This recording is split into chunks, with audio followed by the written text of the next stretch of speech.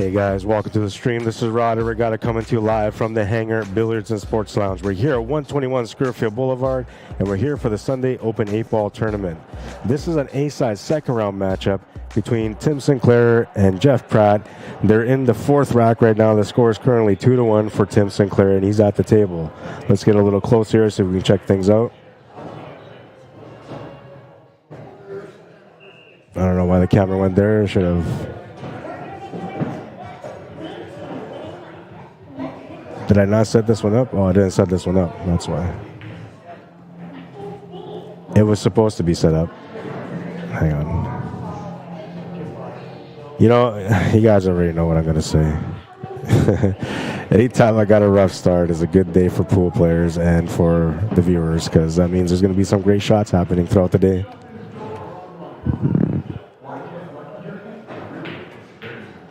Makes the 8, has a 2-game lead. I feel like I'm not talking loud enough, man, but you guys can let me know if I am or if I'm not. I'm going to turn it up a little bit here just in case, you know, if I'm not being loud enough. But all right, so it's 3-1. Wondering how many places they should pay if there's 23? They always pay 4. 4? Yeah.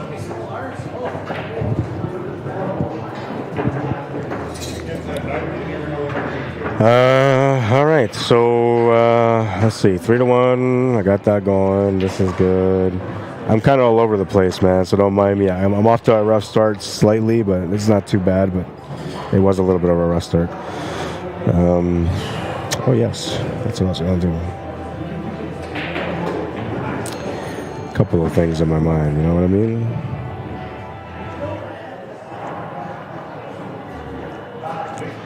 By the way, did you guys get a chance to check out compilation number 2 yet on Facebook, on our Facebook page?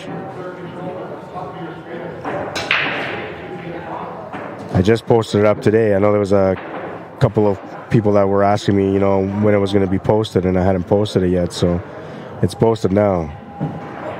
You can go over there, check out the compilation video, and you'll know the difference. You'll know the difference between each compilation, because the first compilation, the titles are all in blue. The second compilation, the titles are all in red.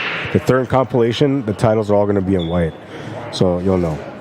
I mean, the intro titles, that's what I'm talking about. So compilation number 2 is out. Some amazing shots in there for you guys to check out. I believe it's 16 shots in there, or 15 shots. Yeah, 15 shots.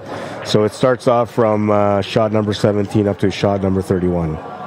And then compilation number 3, which I'm telling you, it's going to be hard for anyone to pick 4 shots out of that one. That one's going to come out next week. And I can't remember. I want to say there's like 16 shots for that one, but it might be 17.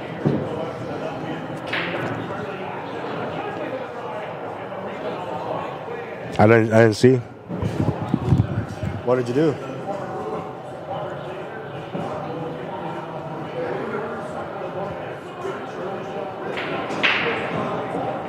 Why?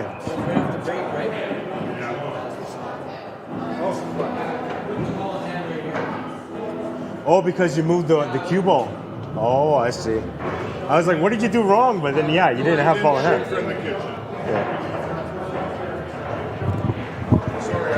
Yeah, that was a foul. He's honest about it, though, at least. Ricky Harris, how you doing? Says sounds good. Awesome, man. I turned it up a little bit just in case, so, you know, if I'm being too loud, you guys just let me know. We got some atmosphere, some background noise going on today. No music playing at the moment because there's a Jets game going on, a hockey game in the background, and whenever they got the Jets game on or other sports, usually they'll run sports, but, you know, for the most part on Sundays, they usually got music going, and, well, I always have to battle it out with the copyright people. Ryan Brown, how you doing? Guillermo Guerrero, bienvenido. Calvin Jones, Dan Pool Shark Bone, how you doing? Oh, another goal from the Jets. They're on fire, man. 2-0. Philip Smallwood. Gene Belcher, how you doing? Says, yes, I'll go get my votes in. Watched them last night. Yeah, there's some really good shots, man, honestly. I'll show you guys a little bit later. I'll show you guys compilation number 2 on here for those of you guys that haven't checked it out.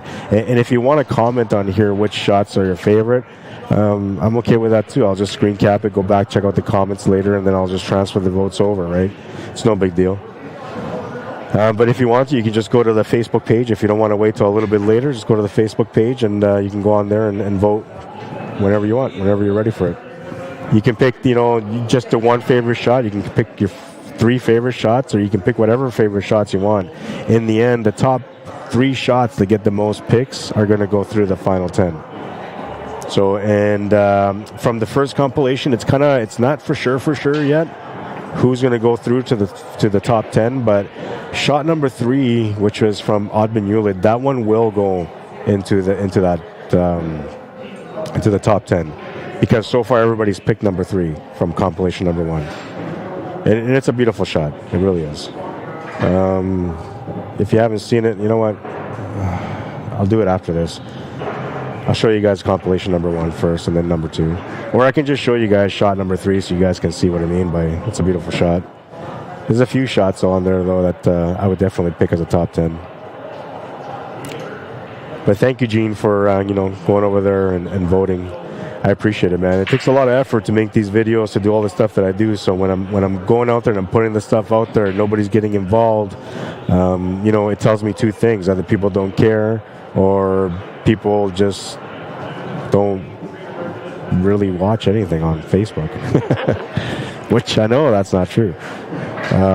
But yeah, usually it tells me, people just don't care to get involved, or maybe it wasn't very good of a production, right? So usually if it's a bad job, people just won't even bother liking it or commenting on it. I'm hoping that's not the case, because, it took a long time to get it done. It was more or less for the locals here in Manitoba, right? I wanted the Manitobans to go and pick who they thought had the best shots of the year. Of course, the viewers too, right? So CUESPORTS Live, the viewers to come in, I wanted their opinion as well. But the main area that it was targeted for was for the locals here, that because they know all the pool players, they watch the tournaments every Sunday, right? But there's barely anybody that really made a comment as far as what their best shots are. So I don't know what that means. My hometown's not supporting me right now. What do I do, man? What do I do? But I did a good effort on the video. I hope you guys enjoy it, man. Those of you that did go watch the compilation number 1 and compilation number 2. I want to take credit for it, but really the credit all goes to the players. The players are the ones that made the shots, man. I'm just the guy that put it all together afterwards.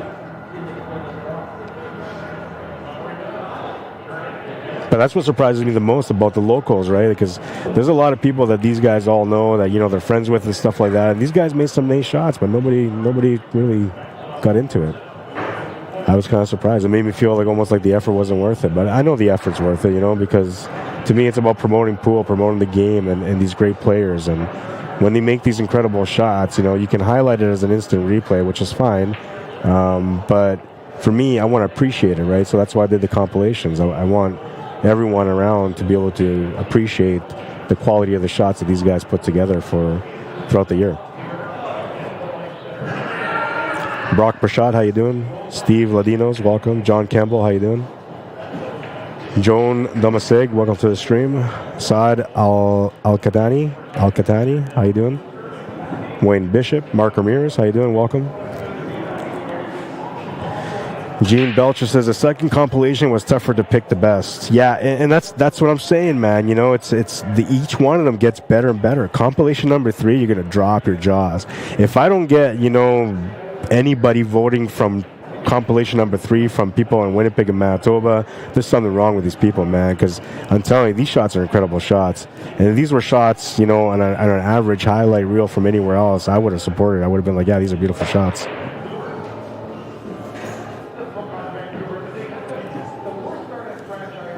Jeff Pratt, Frank Kopek, Terry Daniels, welcome, guys. Shauna McCauley, how you doing? And Gene says, yeah, you do great with your work. I enjoy videos. Thanks, man.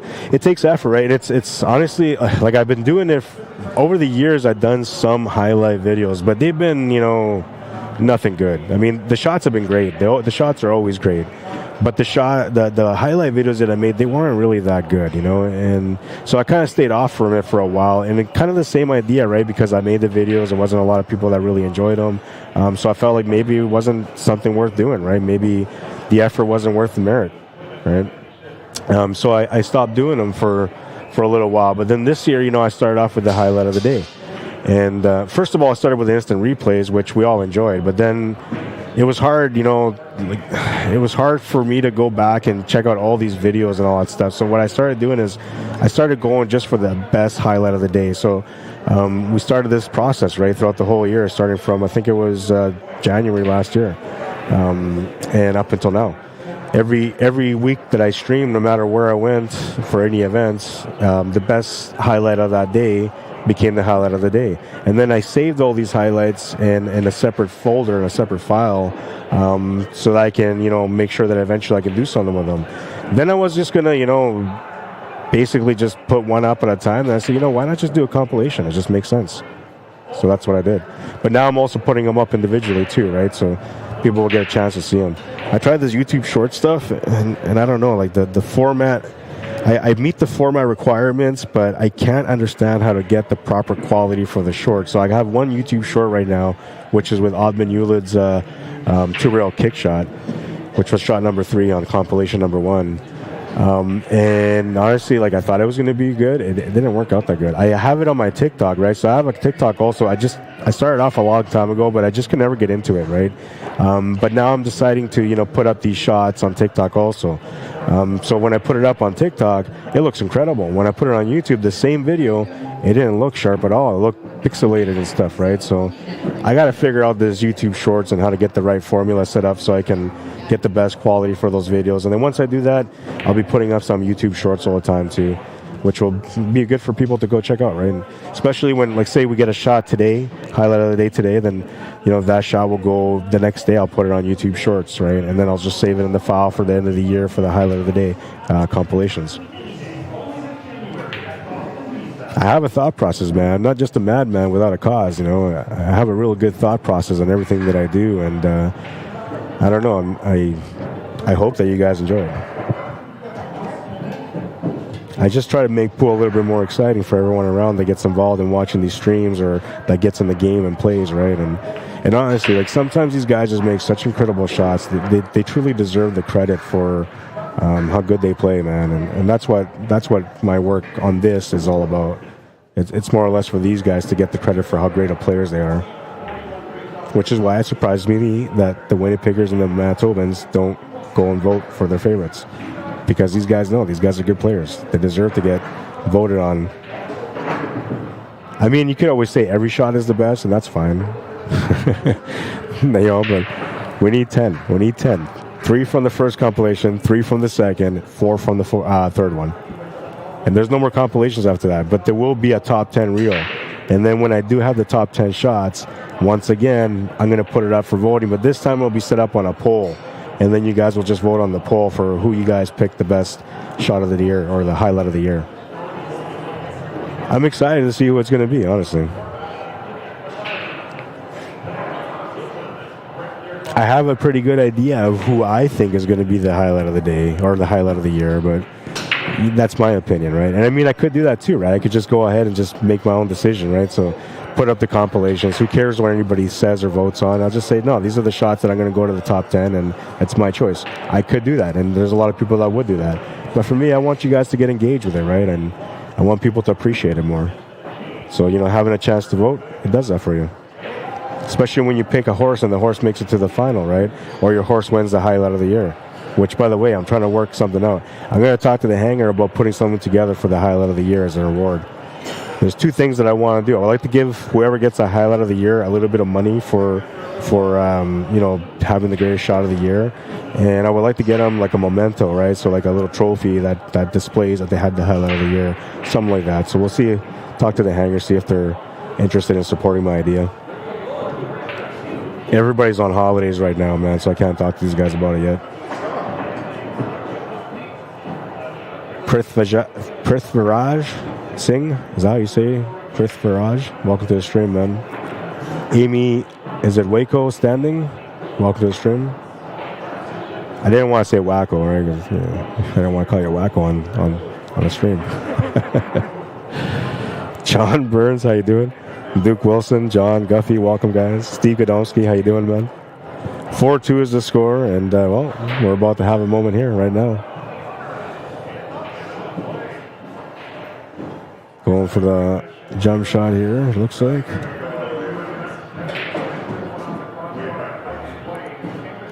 He's calling it to the corner, I think.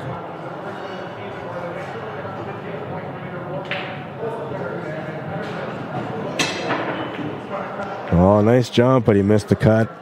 And it'll be a turnover for Tim Sinclair, who's currently got a 2-game lead.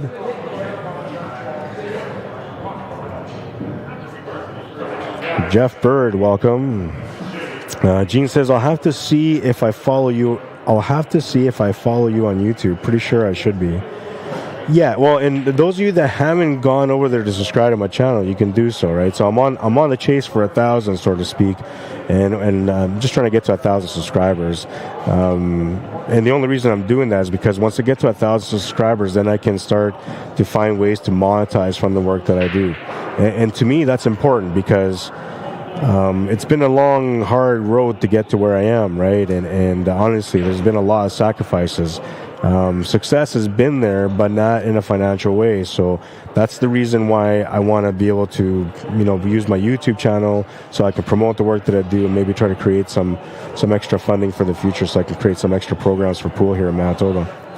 Everything that I do, honestly, everything that I do from the minute I wake up to the minute I go to sleep, all day long, all I think about is the future of Manitoba and the pool players that will be coming up and that we don't even know are pool players yet. Some of these guys aren't even born yet, but I think about them, you know, I think about the future, and that's where my heart is at. So if you don't understand my passion, just understand it that way, you know. It's all about making a difference for the days where I'm not here no more. But I'm here now, so I'm enjoying the journey while I can. And when I'm gone, I'll just look down and, you know, and hopefully feel good about everything that I accomplished. That's if I go up. I did have a rocky, you know, history growing up, so I may go down instead of going up when I die, but I'm hoping, you know, that I can make up for it and maybe go up. God will know eventually, I guess. I don't know. I'm not really religious. I'm baptized Catholic, right? So Roman Catholic, but I went on a spiritual journey with you know, the indigenous people for a long time, and I've studied other religions, and so for me, what I believe in is the Creator, which, you know, most people call God. But the Creator will judge me when my day comes. You know? What's up, Zach? How you doing, man? Dan Conrad, welcome. Ardent Smoke from Crazy 8 Billiards, welcome to the stream. Gord Kerr says, Rod, thank you for all your hard work promoting the game. We love and enjoy. Your videos are great. Thanks, man. I appreciate it. You know, I wish I could take more credit for it because all I really did is I just put it together and made it look presentable, right? But in reality, the credit for every shot and the beautiful videos, it all goes to the players, man. And unfortunately for me, I'm not on the highlight video. And I had lots of highlights, man, but too lazy to go back and edit, you know, and try to find myself. If I have it on the instant replay, then, you know, for sure I would put myself on there too, but I'm okay. I know what I can do. I don't need the attention.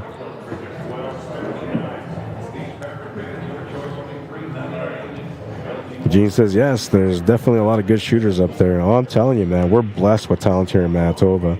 And I mean, you guys haven't even seen all of them because there's a lot of players that will stick to only certain locations to go play pool and they won't go anywhere else. And those are the guys that you never really get a chance to see, right?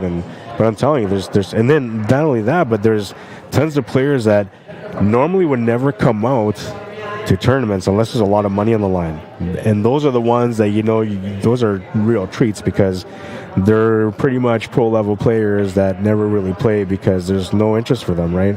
There's no challenge for them, which is another reason why I started doing things that I started doing here for pool in Manitoba. I wanted to be able to wake up these giants, get them out there playing again, loving the game again, because I remember the golden era of the 1990s, man. These guys were out there playing all the tournaments, man. It was so hard to play pool back then because everybody was so good.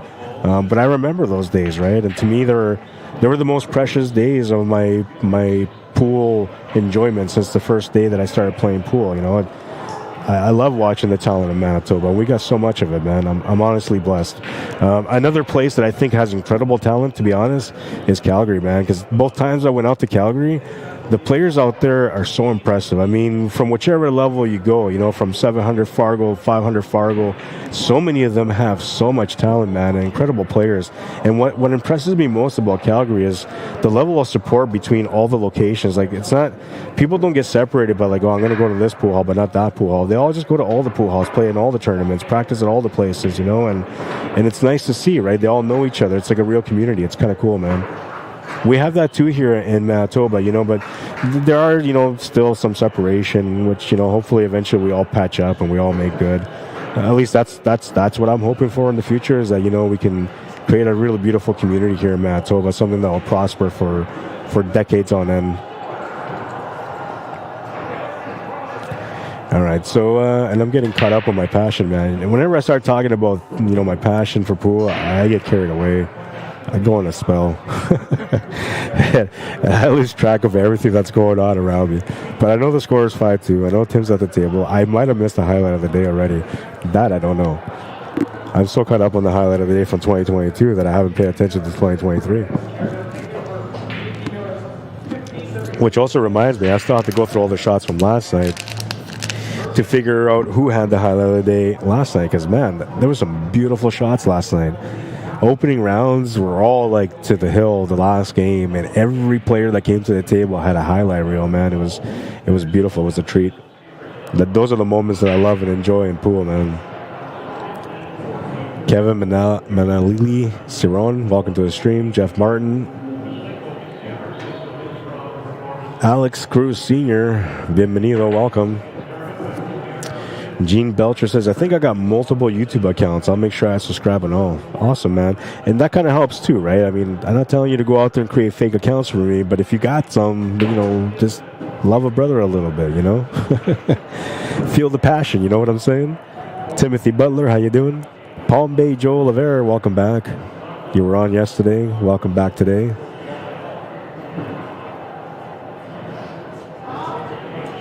Gorker says, I think you think about your new baby a lot too. Well, and I do, don't get me wrong. My family is number one, okay? That's where my true heart is at. Oh, what a shot. You know, see, I looked up at the right time.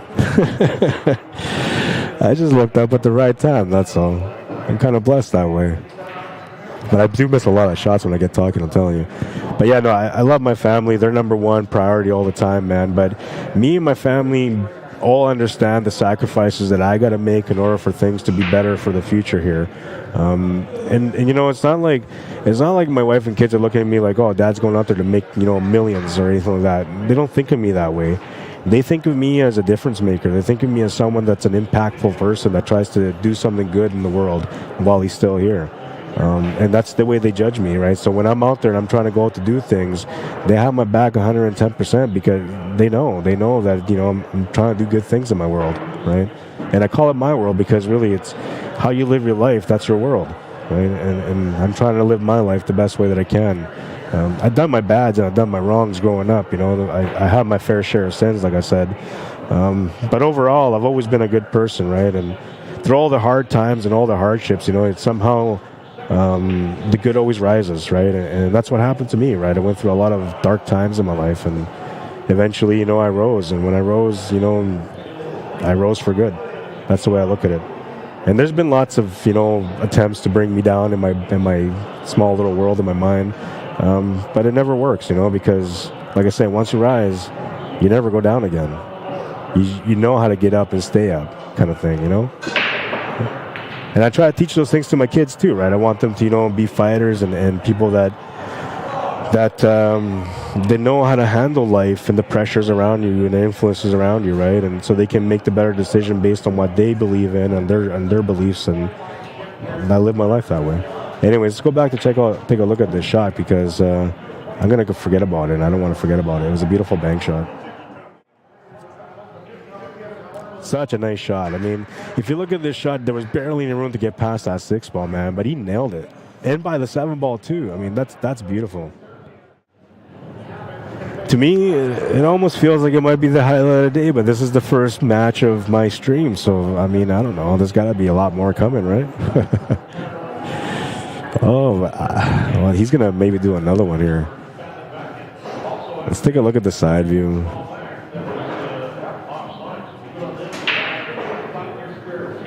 Can't quite tell from there. What does he got from this angle?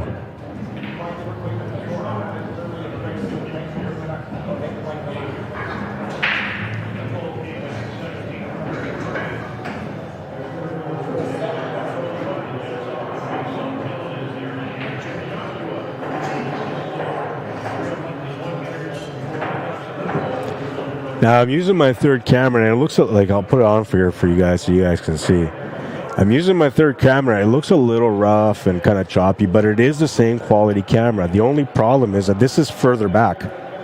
This is way further back, so I have to zoom in pretty much all the way.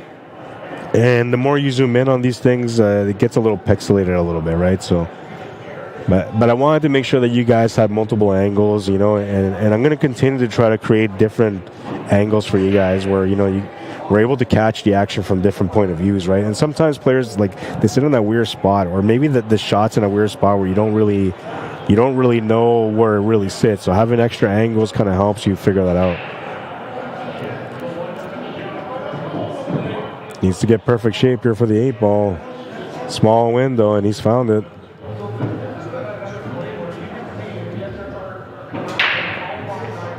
Nice little shot. 6-2. He's on the hill. And it all kind of started with this shot. Let's take a look at it again. It was a beautiful shot, honestly. Look at how close it went by that 7 and the 6, man. I mean, it was closer to the 7 than the 6, but what a beautiful shot. I'm glad I didn't miss that one.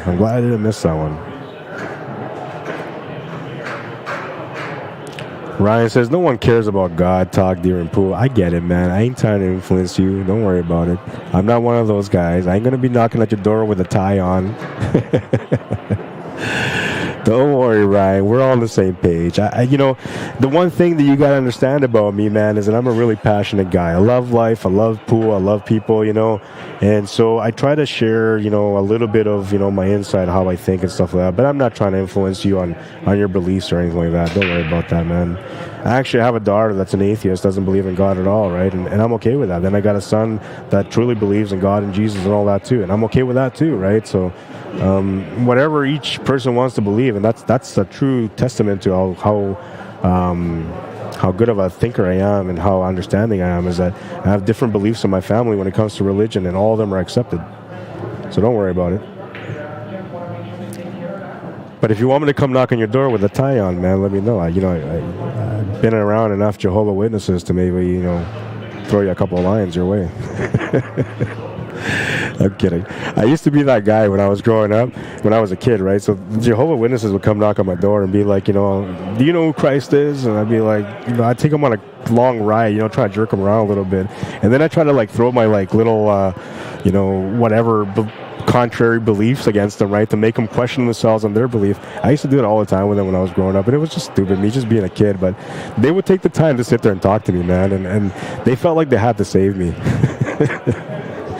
I never needed saving. I was always okay. I just like to joke around and enjoy life, that's all. Terry Bolio, welcome to the stream. Dan Hoger, what's up, man? Stephen Miller, Claudia Miranda, how you doing? Bienvenido. Kieran Levisur, welcome to the stream. Jonathan Kaskaman says, good afternoon. How you doing, man? You missed it, Gene? Well, that might have been a little while ago. I played it again, man. Tara Mel, Thunderchild, how you doing? Corey Parrish, welcome. Palm Bay Joe says, always happy to come here and watch your commentary and such good pool playing. I'm telling you, man, there's really good talent here in Manitoba. Incredible. Brad is telling me to shush. All right, man. I will. Of course, says, yes, you're a great guy, Rod. Lots of respect coming your way. Well, and I don't really consider myself a great guy, right? But I just try to be a good person. That's the way I look at it. great guys are, you know, people that have clean slates. I don't have a clean slate. Like I said, I have a rough past, right? Which not many people know about, but I do. And I've done my best to change my ways, right? I never started off that way, you know, but life has its own way of teaching you where you're supposed to be in life. And I guess that was my path. Oh, you did see this shot. Okay, right on, Gene. Yeah, that was a beautiful shot, man. Honestly, to me, it feels like it's the highlight of the day right now. But, you know, we're just early in the stream, so lots of great shots coming up. We have 24 players in the building and some incredible talent, man. Incredible talent. You're going to be in for a treat today. There's going to be lots of nice shots today. I'm going to have a tough time deciding who's going to have the best one. Paul Ramsey, what's up, man? How you doing? Larry Walper, welcome to the stream. Petra Jane, Trevor Mason, welcome, guys.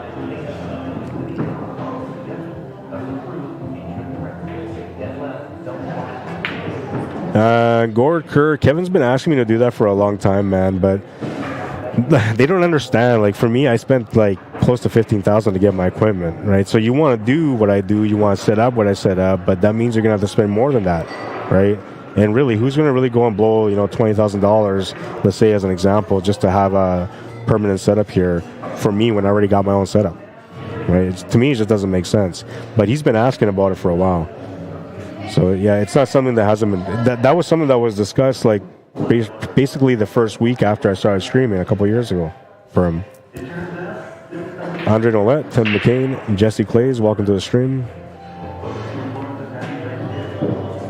How many tables are there, says Gene? They have 10 diamond bar boxes. They have 4 Valley coin ops. And they have 2 9-foot diamonds. I think they're Bigfoot diamonds, though. I don't know why. I look at them and it feels like they're 5 by 10, but everyone says they're 4.5 by 9. I keep meaning to bring my tape measure to try them out, but like, I don't mind. I'm comfortable on the big table, but it seems like it's bigger than the usual 9-footer.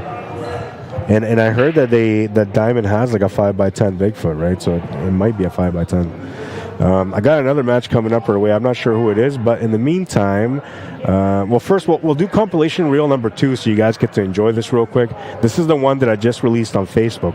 So if you guys go to Facebook on our CUESPORTS live page, you can see this compilation on there.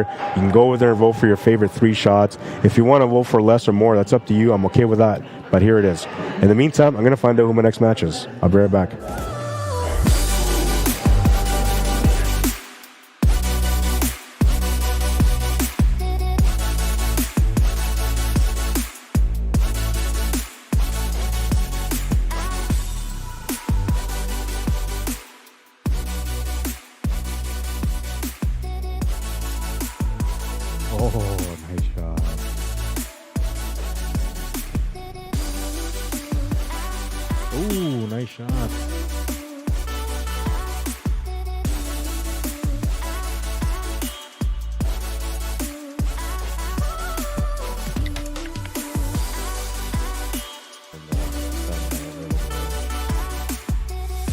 Combination, what a guy shot that was. Oh my goodness, it went. What's that? What's that? What'd you say? What? I'm trying to run into that 6 ball intentionally, cutting this ball into the corner. 6 will double kiss that cue ball, sending it back down like that. Beautiful shot.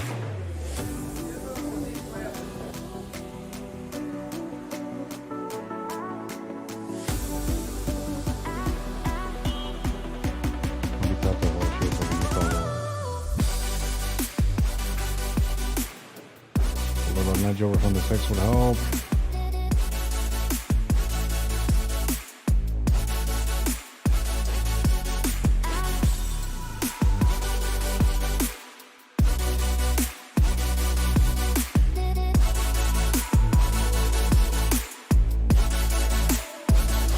Oh, what a shot.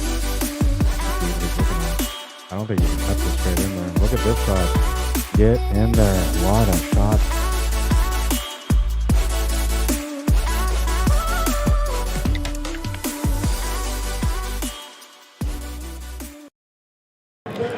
I'm telling you, man, compilation number 3 is even better. And this match right now is a golden treat for everyone here. Cornell McLean Jr. versus Randy Baggett. Race to 7, even race. This is an A-side second round matchup, and we're getting right into the first rack right off the hop. Smash and break, and, well, Let's take a look at this table. It's a wide open table almost. The only concern here, if you're taking low ball, would be the 3 ball. And if you're going high ball, there's really not a whole lot of concern because almost everything goes, really. The question is, can you sneak that 13 ball past that 6 ball in the top right corner? Because if you can, then you might want to just take the high ball here. Maybe open up with a 15 ball to the bottom left corner because that's the only trouble ball you would have. And it's not that difficult of a shot. I mean, it's a bit of a cut, but it's not that difficult. He could always come back to that shot also. So maybe, you know, right now he's in good position for that 13 ball. So that's what he's looking at too.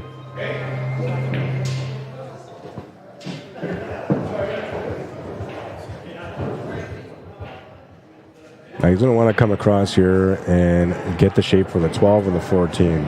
Looks like he's going to go 14. He's slightly off angle though, so now he's going to go a bit up table. And he'll have to make up for it. Because he's going to get out of position here. He's going to go up, so that means he's going to have to back cut this 12, and that's not going to be a good thing. Oh, he was able to throw it over. That's why he jacked up his cue a little bit there. Try to take advantage of the angle. Forced it a little bit. Went a little bit too far for the 15 ball, but the cut is kind of there. And he's taking a look to see if maybe that 12 ball is available, which I don't know, man. Maybe it is. Or if it's not, maybe it's a simple masse around it.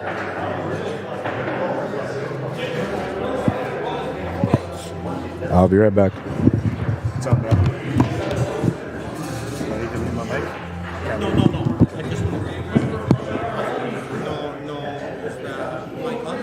It is, but it's over there.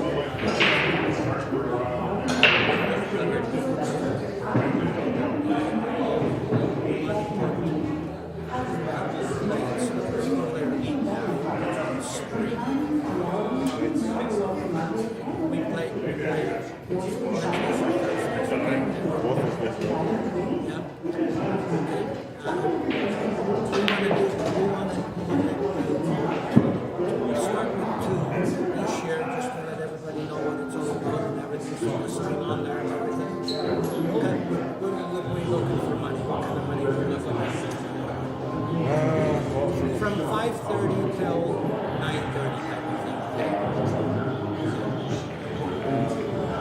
How many times is 2 strings over? That's all you want? Well, for now, okay? Till we get this going, like it's a remote thing. Just a bunch of shit. You probably see it all the time, eh?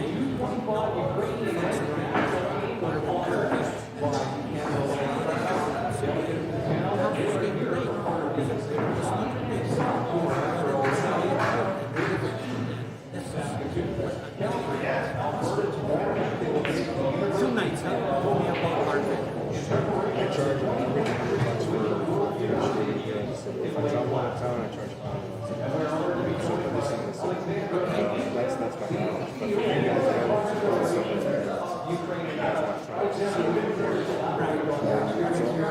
you know my price.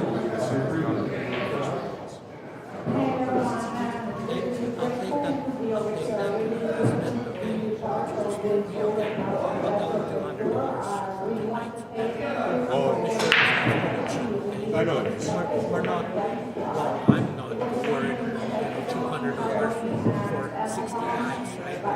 60 guys, right? That's pretty cheap, right? Well, I mean, if they want to, like, if they want, let's say they want to do it for a month, do it for like 3 So 4 nights. They 4 don't nights. do 4 nights. If they want to do 1 a week for a month, or they want to do 2 in 1 week, then 1 in 1 week, and 1 in 2 weeks, or 1 in 2. So keep that in the back of your mind. I'm not for sure, okay? I'm not sure. I'm not really, and then we want to stream not just the best players. Well, you kind of do it first, so they don't have an understanding. Right. But I mean, we want to show what the best players play like, and what the middle players play like, and what the lesser players play. Of course, yeah. We got Pratt playing with us now, okay?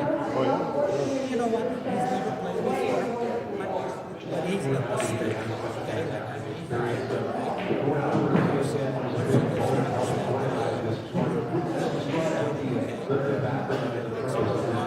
I know you played before.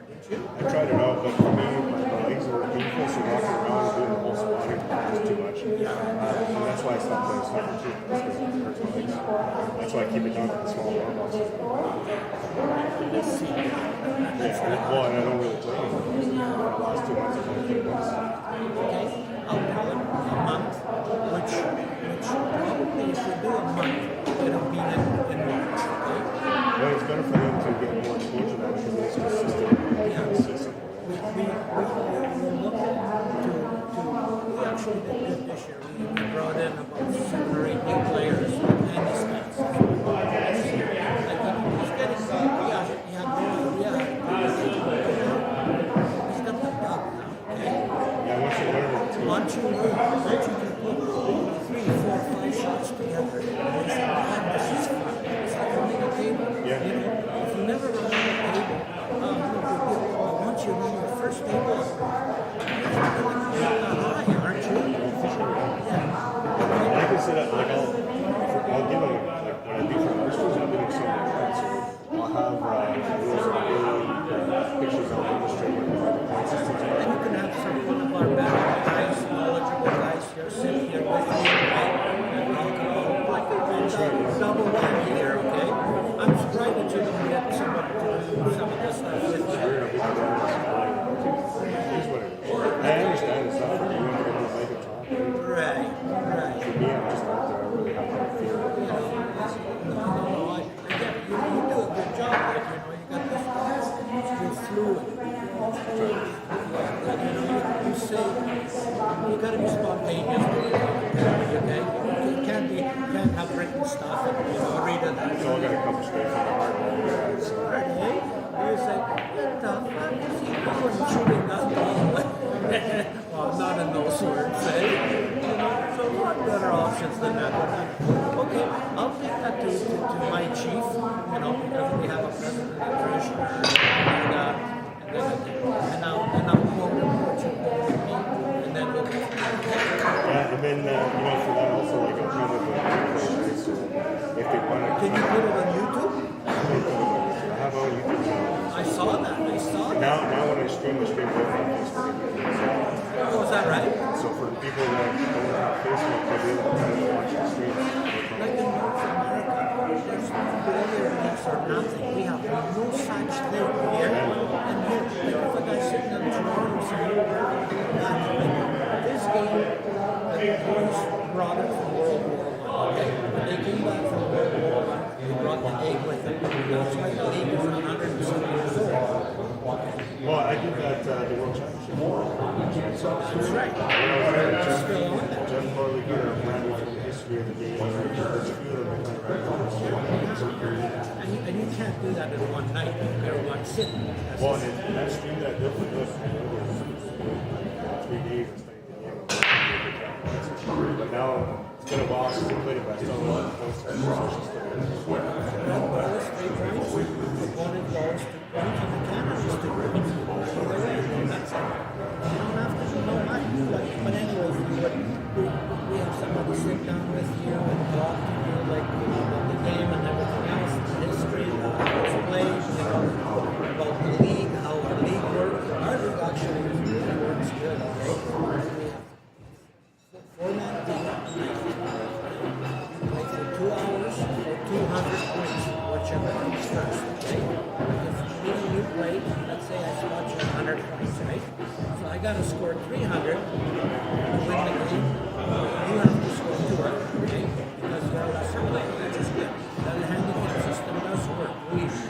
Shelley plays, she knows Blair. Who else plays in here? Yeah, I know a lot of these guys are playing. Lots of fun. Okay. When I started learning to play, that's something I felt like 7 years ago. Yeah, and I like that. I like that thing that you play for 2 hours. Like here, It's not expensive. It's $50 you buy a membership which is $40, and the league is 700 teams. So you got 700 guys for one team, right? Let's say, right?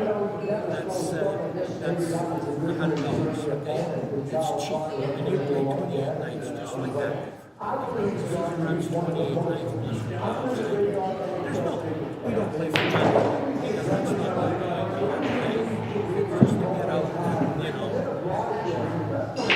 here.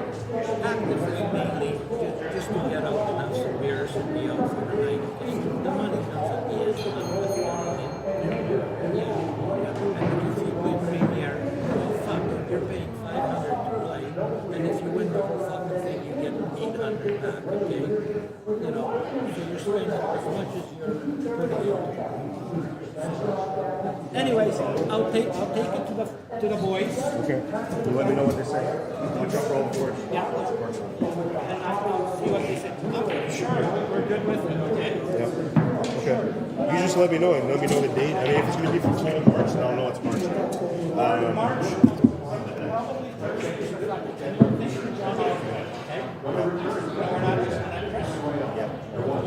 Yeah, they got the two tables sideways. That's why I streamed a lot of the 2 demos that I did. All right, thanks, Rob. How much are you? I'm trying to stay away from feeling from cold. It's not cold, it's cold. But I'm doing okay. You know, I'm just feeling rough. How are you? Oh, yeah? I'm playing good. You're not playing? Well, I did. I just got spanked 5-0. Oh, yeah.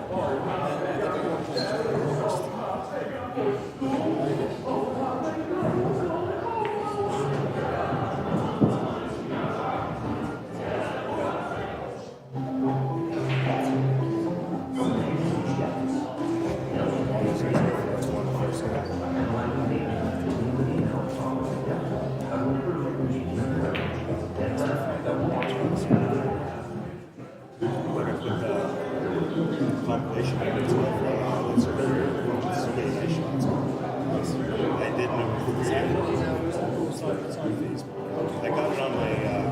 side page. I got compilation on it. 1 was pretty nice. 2 was like wow. And 3 is like wow. I didn't even make 3 or 4 shots at those. Like over 60 shots I got there.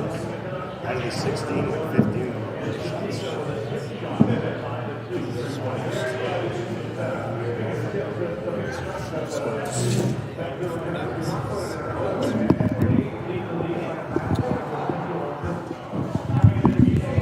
All right, so I have no idea who won the first game. I'm just coming back. I was talking to somebody. They're asking me to help them out with some streaming.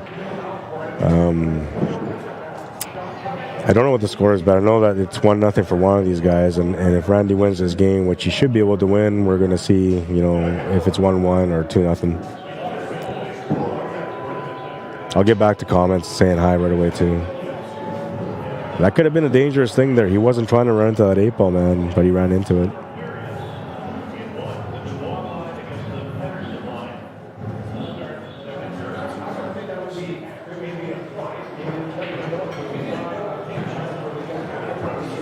We got some crazy good talent. It's 1-1. We got some crazy good talent in the house, I'm telling you, man. And there was more players that were coming into play, but they signed up a little too late, right? So it didn't work out for them.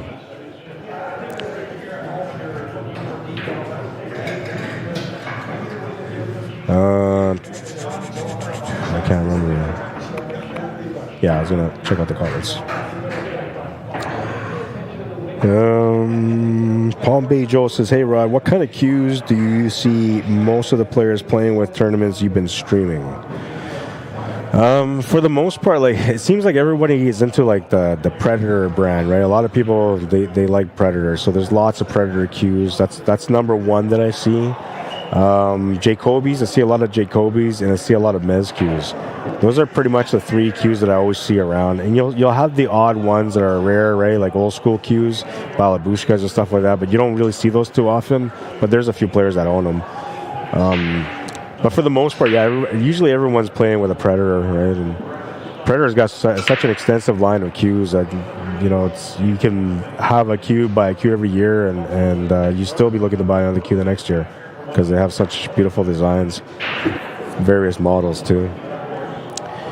But yeah, Predator's been, you know, kind of taking over the world for the last little while, right? And they started off as a company that was only producing shafts. That's how they started, and from there they kind of moved up slowly, you know, to chalks, to gloves, to now cues and tables and lights. The only and racks. The only thing I think they don't make is their own personal cue ball. But other than that, like they're involved in everything, right? They're a big brand, and it's good, right? Because it's not like they're a company that, you know, it's out there doing well, you know, selling lots of products and not giving anything back to the community. They give tons back to the community, right? They have lots of great events. They sponsor lots of players. They're always doing things to help the game improve and to get further, you know, as far as professional pool goes. So yeah, they're a really good company to support for sure. And men's cues, you know, same thing. They've always been a great company, high quality cues, high end, right, and consistently great quality cues too. Sponsoring lots of players. They do events all around too. They're not so much as Predator or Matchroom, but they're there. They're doing the same kind of stuff, right?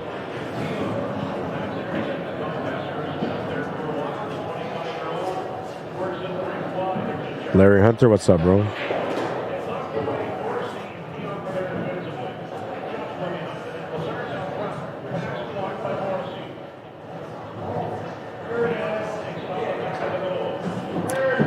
Gore curses, but if once above, it will be permanent. So let him buy the camera, or I have a few cameras that you could look at and I can give you. Well, I could always take a look at cameras. I guess it would depend what kind of cameras you have. But I'll talk to him about it a little bit more. I just don't know about it, right? Like I like the feeling of walking in and setting up. It takes long though, you know. I mean, if I could just walk in and everything set up, that'd be so much better. But I like the whole process, you know, walking in, setting up, getting my angles right. But it's annoying when everybody trips the tripod or kicks the tripod, you know. And so I don't know. Maybe you're onto something there, Gord. And I know Kevin's been asking me for a while. Jackie Omioso, how you doing? Steve Shaw, Renan Salcedo, how you doing? Chris Stralin, welcome. Nick Romania, Kevin Hubert, welcome to the stream. Mike Delgado, Simon Shadanoff, welcome to the stream. Is it Shadanoff? Welcome to the stream, though. Tracy Bernard, happy birthday, Tracy. I seen that it's your birthday. I was going to comment, but, you know, I came in here and started streaming. I've been kind of all over the place since I walked in. But happy birthday. Don Churchill, how you doing? Welcome to the stream. Mike Reyes, Lisa Van Dam. I hope everyone's having a good weekend. Costa Cruz Sendejas, bienvenido. Gordon Chakapash, welcome to the stream. Gene Peacock, how are you? Says hi, Rod. Brian Hastings, welcome. Trying to catch up with the comments too. Okay, that's all the comments. Good. Praneet Singh, how you doing? Christopher Morgan, how you doing? Welcome to the stream. Oh, he's trying to tear it up on the table. He's up 2-1.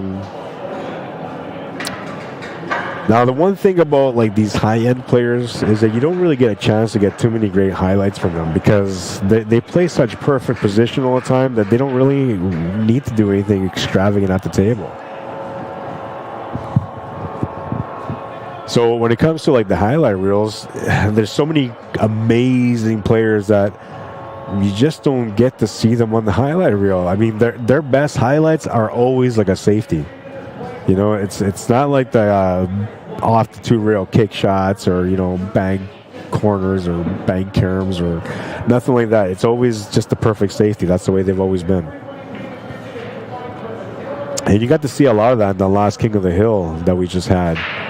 There was some incredible safety battles amongst these guys, man, and it was like the replies were just as strong as the safety, right? And some of these guys were replying with safeties back, and that's how professional these guys almost are, right? Like their knowledge is so great that it's the hardest things that they make look so simple. But yeah, it's hard. Like I remember, I'm talking specifically because Randy's at the table right now, right? And Randy had a highlight reel. He had, I think, 2 highlight reels altogether so far.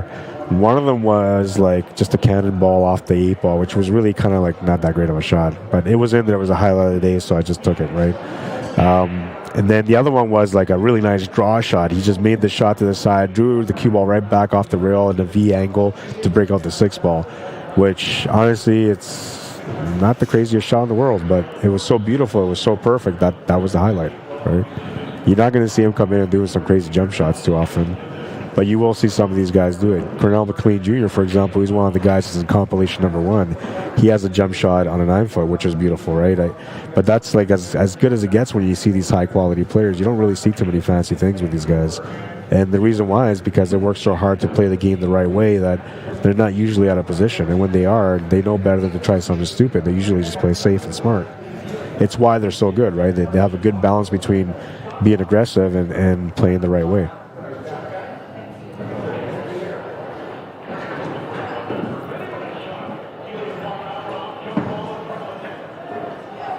Oh, it's supposed to go in there, but he kind of knew that it was not going to go in because as soon as it did that little slowdown before the horn, it kind of, you can see that I was going to do that.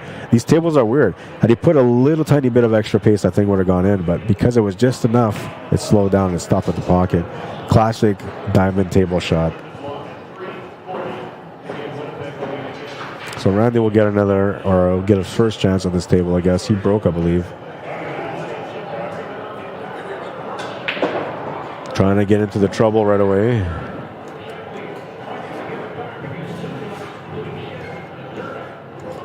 Big cluster here with the 3 solids, or the 3 stripes, I mean. And, well, he could make this 10 ball, but it doesn't help him really for that. And so that's why he's going to just go with a 14 ball instead. But I think what he's going to try to do here is try to create a better angle for the 10 ball, which might be a little bit of a challenge because it looks to me like that 5 ball might be in the way if he tries to go off 3 rails here for off the 14. Yeah, so he's looking at that 10 ball now. He's just going to try to open him up a little bit. And that's sufficient. That's all he really needed. It looks to me like both the 9 and the 11 goes to the side now. Or no, just the 9 looks like it goes to the side. But even then, he might have to break that out too. And that's what he's setting up here. He kind of got off a little bit on his angle, but he's going to try to hit this thin and just try to bump into this 9 ball a little bit. Ideally, what he wants is that cue ball to come off the 9 to the left side. Oh, he didn't try to open it up. Interesting. Oh, another goal. 4-2 for the Jets. Yeah, interesting that he didn't break that out, because to me it looks like maybe that 9 doesn't go to the side. But if you look at the shadows on the table, it looks like there's a small gap between them, so maybe it was never really a problem. Or maybe he was just thinking about breaking them out from this angle. He's trying to control the cue ball. He just wants to break them up a little bit. I'm not sure what he's going to do here. He's in pretty tight.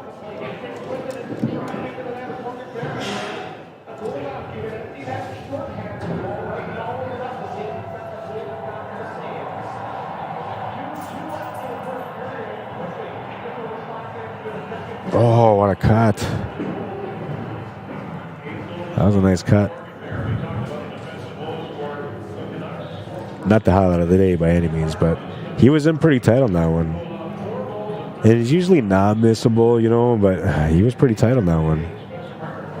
Still has to come up with one more shot here. It looks like he's got the nice tangent line here to be able to get the cue ball on the left side of his 8 ball. He should be able to play this naturally with just a touch of spin. You know, usually you just play this with top spin, honestly, but if he adds a little bit of rights, he might be flirting with that side pocket. He was trying to get a little bit better on that 8 ball. Missed the shot, so Junior will get a chance at this table. Let's take a look at Randy's little cut. It's not the highlight of the day by any means, like I said, but it was a nice little cut.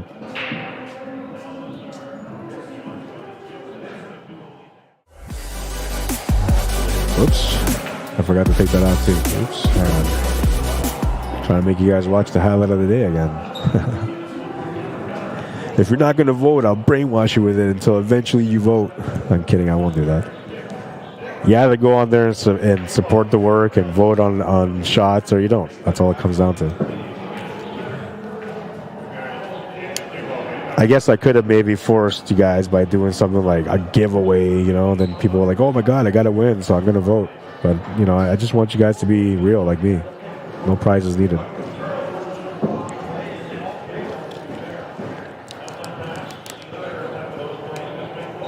I'm glad I got the third camera going, but the problem is that it's so far back that, you know, it's very pixelated, so I don't like the quality of it right now. I may not be using it too often unless I really have to. And now I could set it up properly, but I'd have to like rearrange this whole area.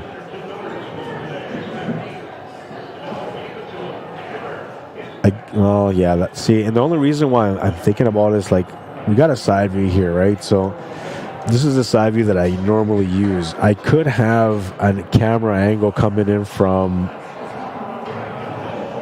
like the bottom right here going towards the top left, that angle, right? But the thing is that I already got a side view, so there's really no need for that angle unless, you know, I'm trying to see whether or not a shot specifically goes by another ball. You know, if that's the case, then I might use that angle for that. But the third angle, what makes that better is that now I use the left side of the table, which I don't really have a camera on, right?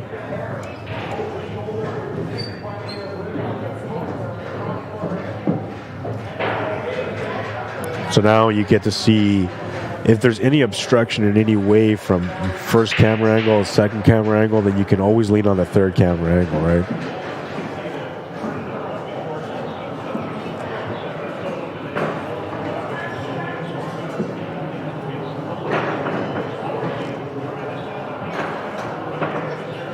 All right, so we're tied at 2. A good little matchup here. They're both racing to 7, so it's a race to 5 now.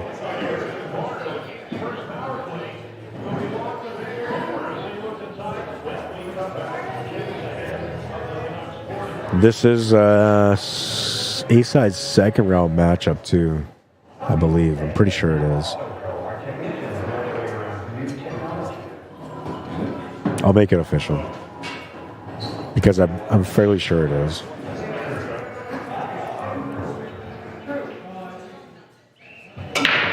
Winner of this match will go into the quarterfinal. Smash and break, made a ball off the break, has an opening shot. Not an easy one though. Not an easy one, not at all.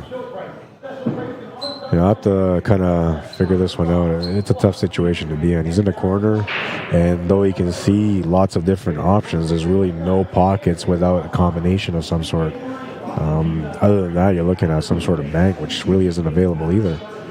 So he's almost this is one of those breaks where you're kind of more or less forced to just open up with a safety, right? Because you don't really have anything to shoot at. I guess he could try maybe the jump shot on the 14 ball. That might be a good option. I think that's what I would do here.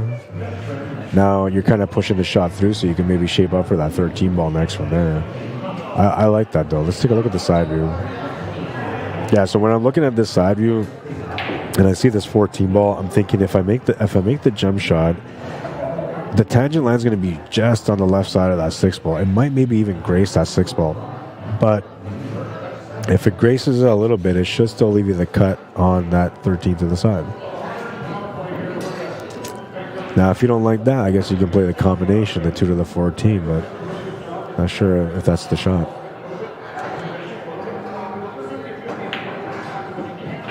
Took the shot to the corner, will come up short on it. I didn't even know he had the shot on that 7 ball. It was good that he had a shot, but I thought he was jammed up pretty bad where you had to play a safety first. And so Randy will get a turn on this table. This time he's got better options than Junior did, so he'll have to work it out. Obviously, you're looking at the high ball here as the best choice from this position, but it's not that easy because of that 13 ball, right? So you have to kind of figure out that 13 ball, and you should be doing that as soon as possible. And he got to it, but he's almost tied up that 10 ball, and he might have tied up that 8 ball.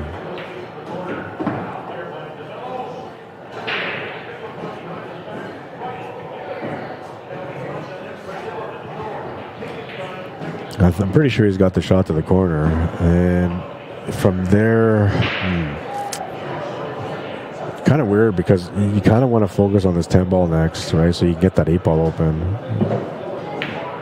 Well, that's going to work out okay. He could take that 10 ball right now, which he might, but he's got a shot on the 12 ball.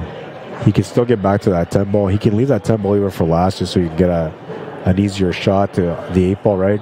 Like, let's imagine this. Let's say all the balls are gone from the table and he has a fairly similar angle like this where the 11 ball is. That would be better. He could just make this 10 to the corner, come off the cushion slightly, make the 8 on the top left, top right corner. And he's going to take it out now. That 8 ball must go. Oh yeah, I'm taking a look at it with my actual eyes. It goes past that 4-ball. That 4-ball's not in the way. So it was good for him to take that 10-ball. I should have looked before I even made a comment, honestly.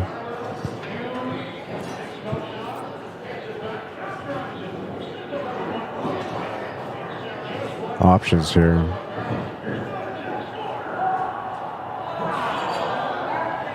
Wow, Vancouver and the Winnipeg Jets are having a crazy game right now. It's tied at 4. 8 goals so far. Crazy.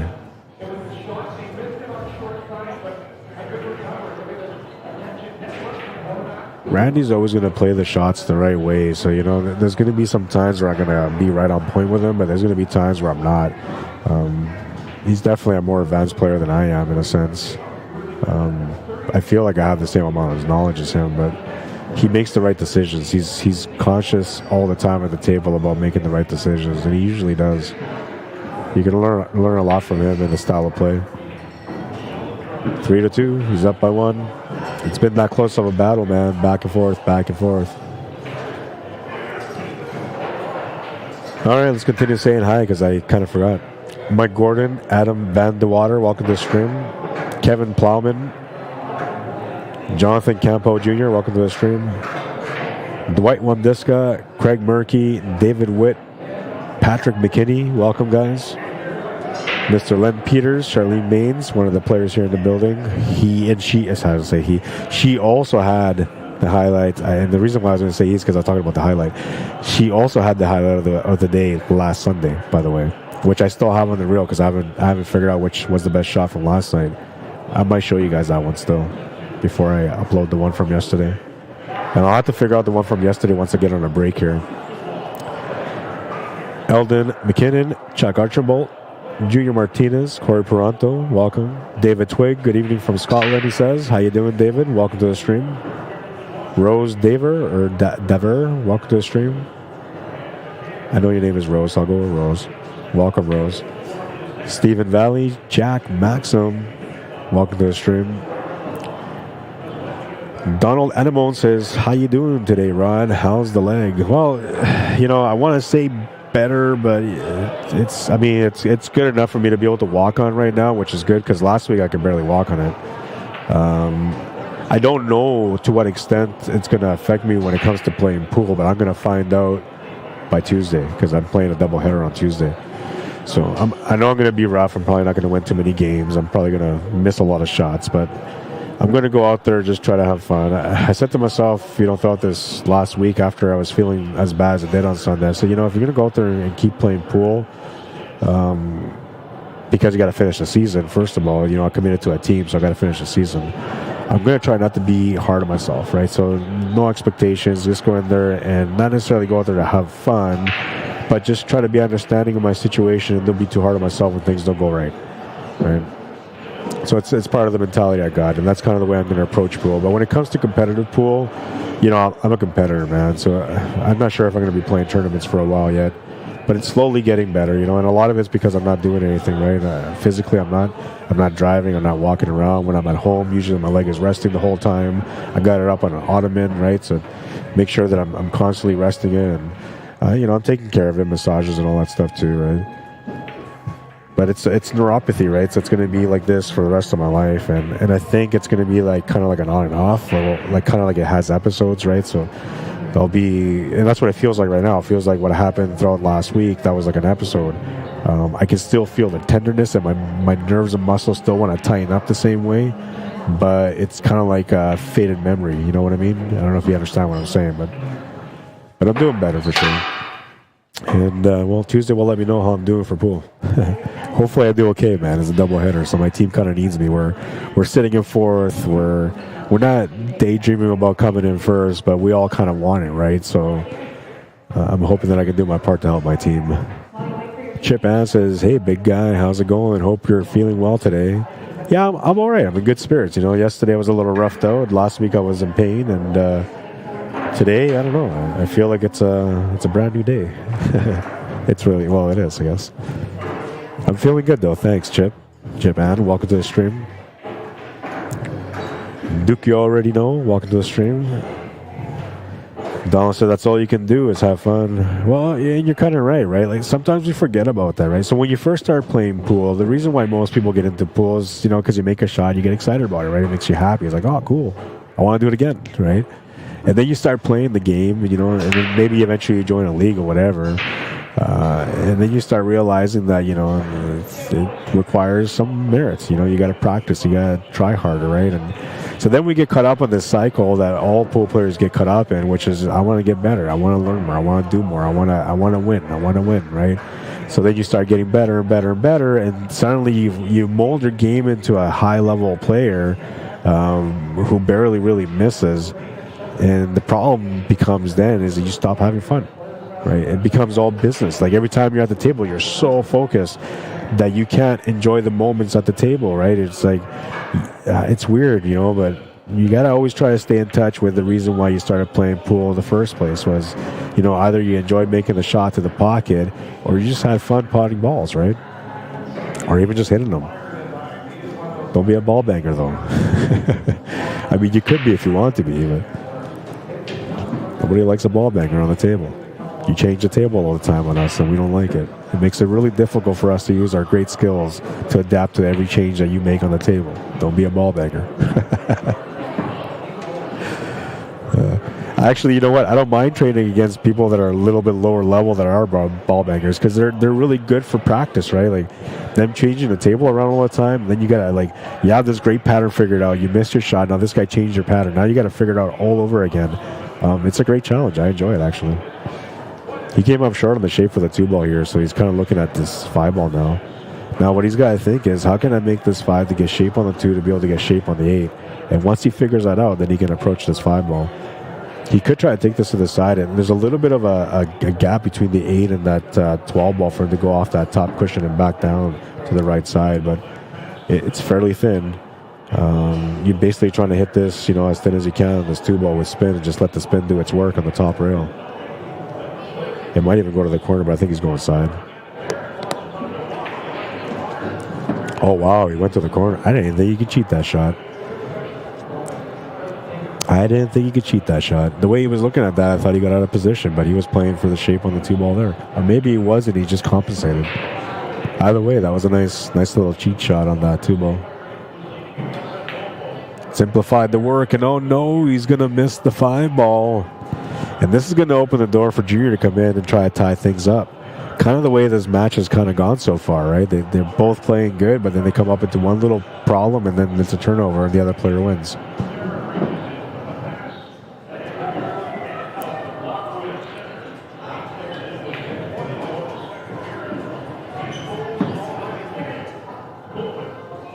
How you doing, Muggs? Welcome to the stream, man. Tim Butler says, Tim from Hawaii, thanks for the stream. Nice, you're in Hawaii, cool. One of my favorite players is from Hawaii, and I'm going to give you one chance to guess who it is. Because if you're from Hawaii, you should know who I'm talking about. But there's one pool player that is from Hawaii that, to me, is a hero. He's a hero in the game. Who do you think it is, Timothy Butler? How Hawaiian are you? Sunny Valentine, welcome to the stream. Jello Mags, Dave Jeffrey, Bob Rickster, welcome guys. I hope everyone's having a great day, a great weekend. Aina Aipa says, aloha. How you doing? Welcome to the stream. Can anybody else guess which player I'm talking about? Hawaiian pool player that was a difference maker back in the 1990s? Perhaps. I don't know if he is a Hall of Famer, but maybe he will be. I remember him specifically from a match against Raj Handal, and it's not a good memory for him, but for me, it was one of the most impactful memories in pool when I was growing up watching pool in the 90s.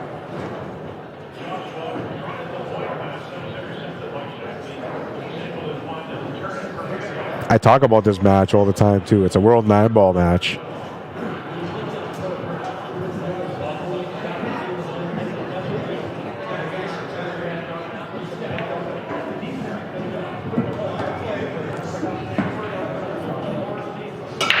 Jesse Clay says, love that statement, Rod. Whenever I'm playing in a tournament, I get reminded about my first ever league playoff tournament playing with my mom, who is the reason I got into pool in the first place.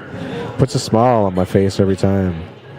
Right on, man. Yeah, that's right. You know, it's important to kind of stay connected to the roots of where you started, right? And I think honestly, we train so hard on focus and discipline and skill that we kind of get sidetracked. And honestly, I'll tell you right now, as a player that's been going through that path throughout my career too, we enjoy those moments, right? Like, we're actually having fun while we're learning. It's very stressful. You know, there's days where we're smacking the cue around because we're angry, right? But we actually enjoy the process of developing and growing into the game, right? So it's something that a lot of us kind of forget, you know, because once we get there, it's like we have to establish a certain standard mentally and physically at the table, according to our own standards, of course, right?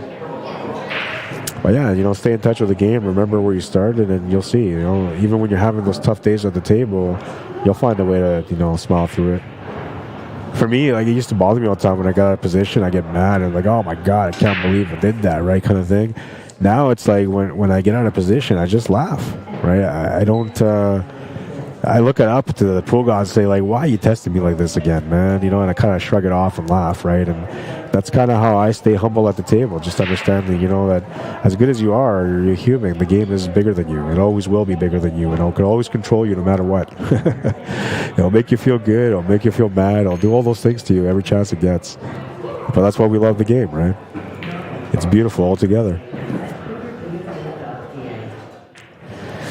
Let's see, we got some people with some comments. Donald Anemone says Rodney Morris. Aina Aipa says Rodney Rocket Morris. Adam Gwynn, how you doing? Cornelius Lopez says the Rocket.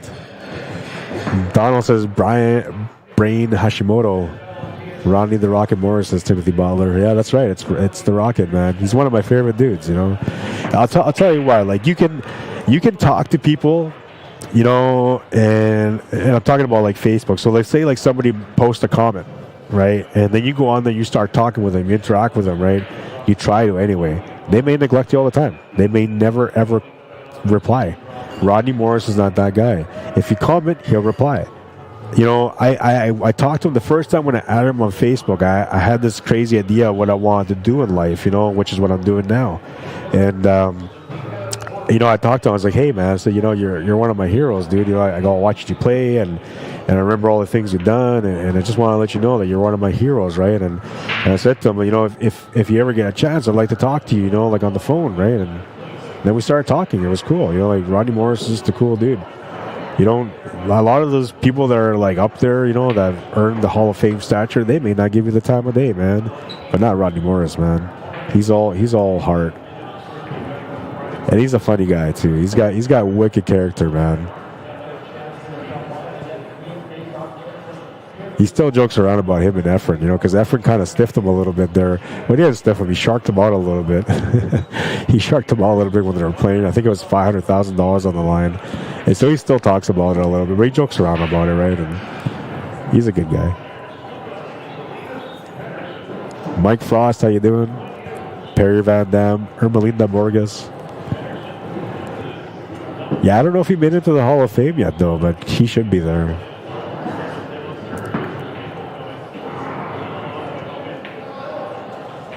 That was a nice little finish. Takes the lead. It's been back and forth this whole match, man. I feel like it's going to keep going like this. Now, another one I wonder about is I wonder if Brian owned Hawaiian Brian's. You know, I kind of remember the last name Hashimoto, but I don't remember this player. So when did this guy play, Brian Hashimoto? I gotta go real quick. I'll be right back. But I want to know. So when did this guy play, and did he win any major titles? I would like to know that too. I'll be right back.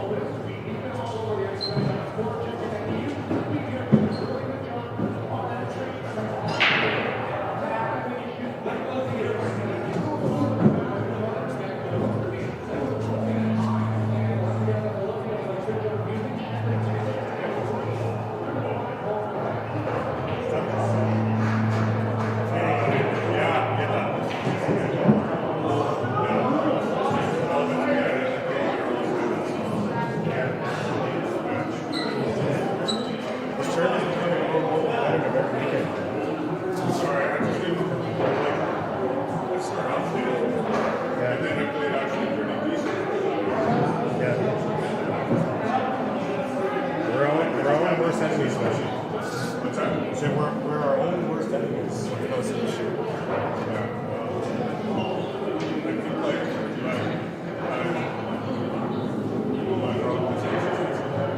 It's everyone's problem.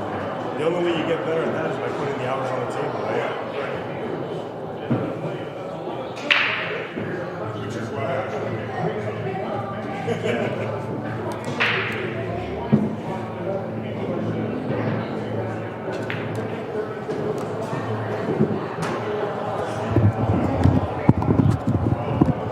All right, I'm back.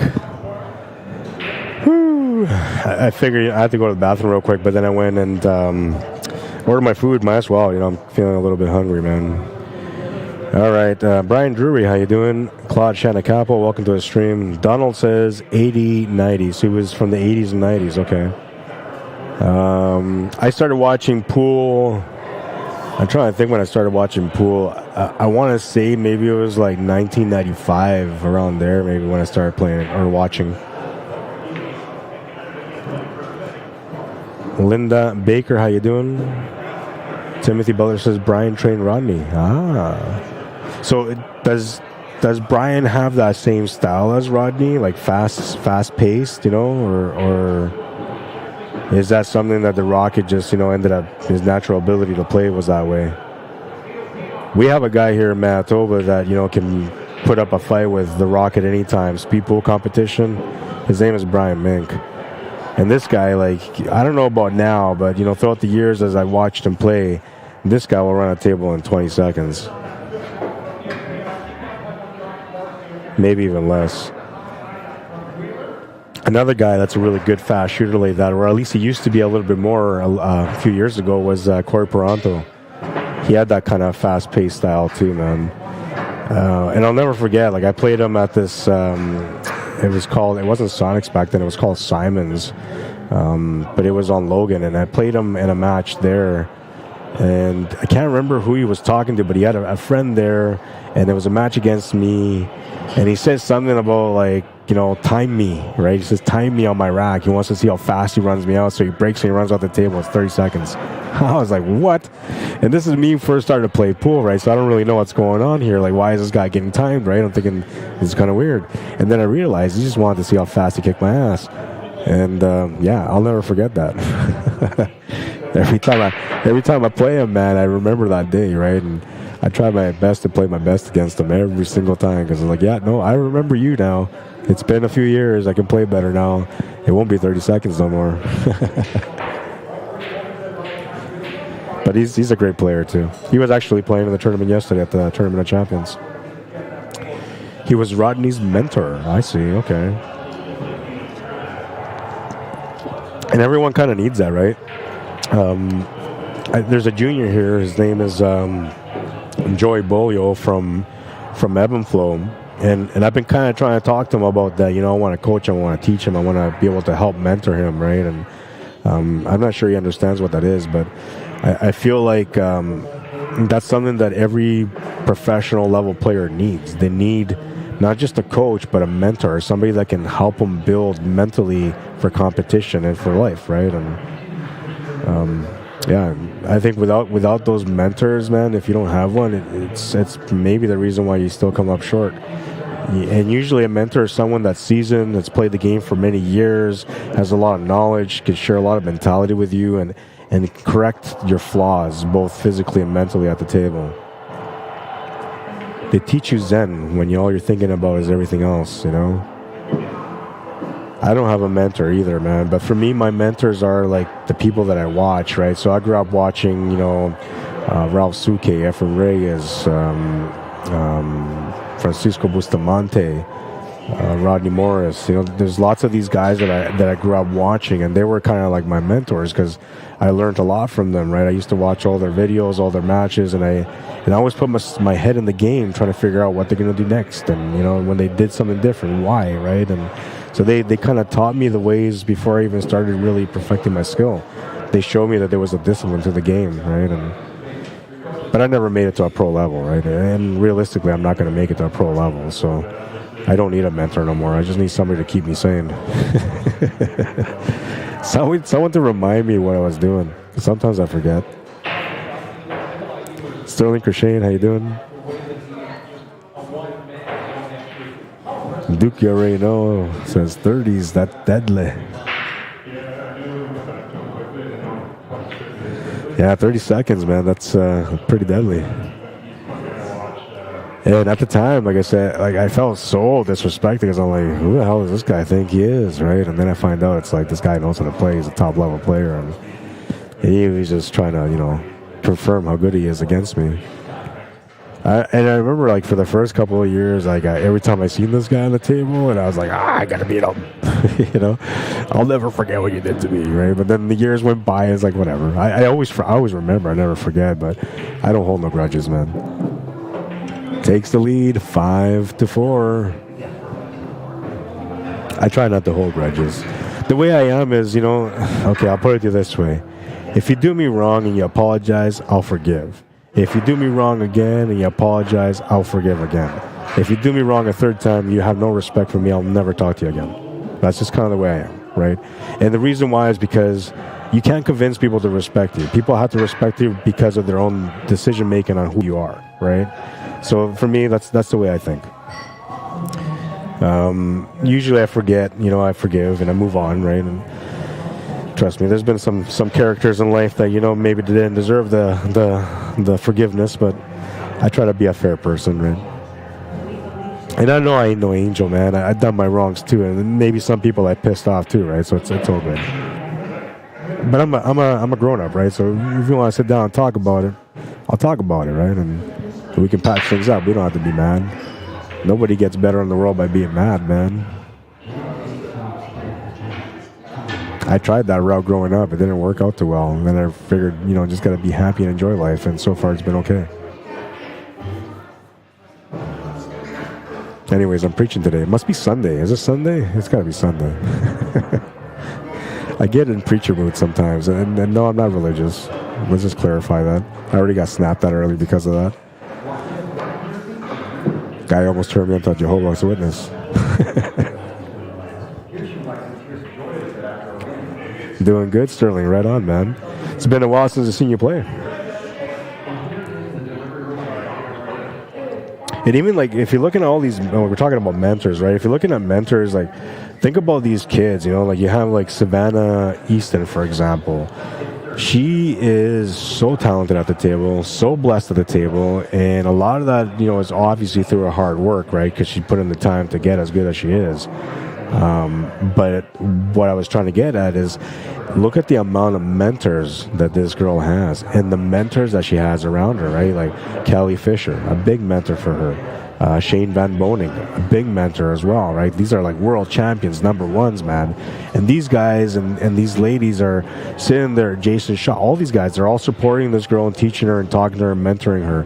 And it's incredible, how much support she gets. And I'm telling you, when you look at things in the future, you're going to see that girl's going to end up being one of the best players in the world. And the reason why is because she's got all the right tools around her, all the right mentors around her. She's got the self-discipline to go out there and try her best, to put in the efforts to become better. And so I'm telling you, that kid, she's going to be a world champion, man. And I don't think she'll be like right now she's I think 25th out of the 32 ranked women or something like that. I could be wrong, but I think that's where she was. Did he mean this shot? Oh my God, did he mean that shot? Jesus, what a shot. He meant that shot, man, and he's kind of hooked. He might have to do another one. Let's check this out real quick. This was a nice shot, man. I mean, he's jammed up against this thing. I'm thinking he's screwed, and look at this. What a shot.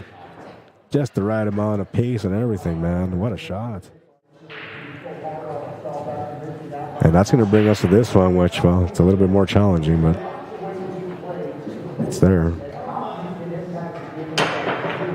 Oh, get in there. Oh, it doesn't get in there. Man, what an attempt that was. I mean, that was worthy right there, too. Let's take a look at that one. Look at this jump. Man, it looked like it was going to wiggle his way in, man. I was rooting for him on that one. He knows his jumps. He really does. He's good at them. I mean, he's good at everything. He's one of our top players in Manitoba, too.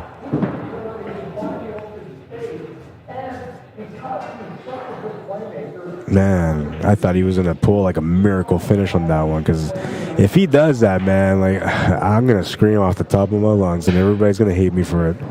I lost my cool right there. I thought that was going to be the craziest shot I've seen today. Wow, some crazy shots, man. 5-all, and we're tied again. Kind of the way this match started, kind of the way this match is going to keep going, I feel. It has all the writings of going to the hill, but not kind of the same way as it was yesterday for the Tournament of Champions. This time it's a hill battle, because both of them are just giving the table up when it's kind of right there for the finish, right? And yesterday, all these matches were hill, but these guys were all running tables and playing crazy, right? Different setup. I mean, these guys are playing great too, don't get me wrong.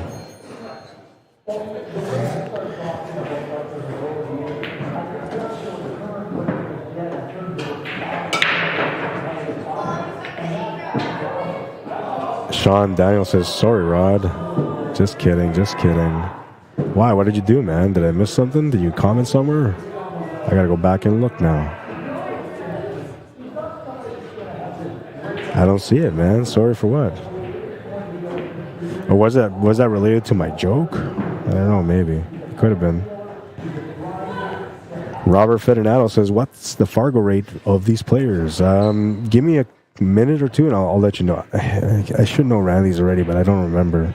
I want to say he was a 698, but I'm not sure. He might be a 702 or plus. I'll tell you guys right away.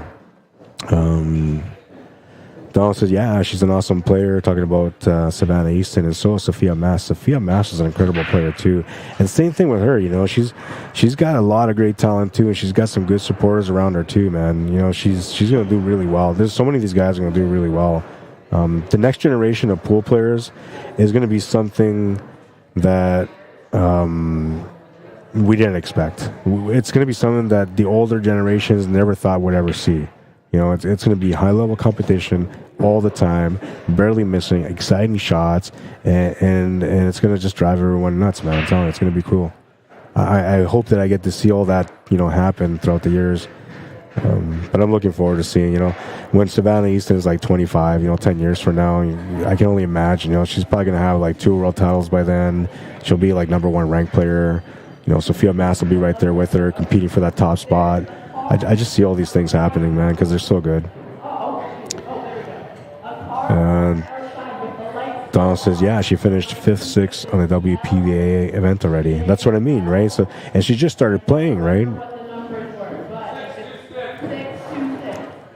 And the mentality of these kids, they're sponges, right? So when you teach them right mentality, they correct themselves fairly quick, and, you know, and they understand, like, to compete, you got to do this, and they do that, right? And it's cool to watch the process of these little ones growing and becoming better players for sure. Oh, man, says Kathy. Well, you talking about that jump shot? I know, man. I got so excited over that shot. I was going to scream. I was going to scream. I think I did scream. I don't know. Tanya Hoffman, how you doing? Welcome. Darren Churchill, welcome to the stream. Another Sunday fun day. Every Sunday, I tell ya.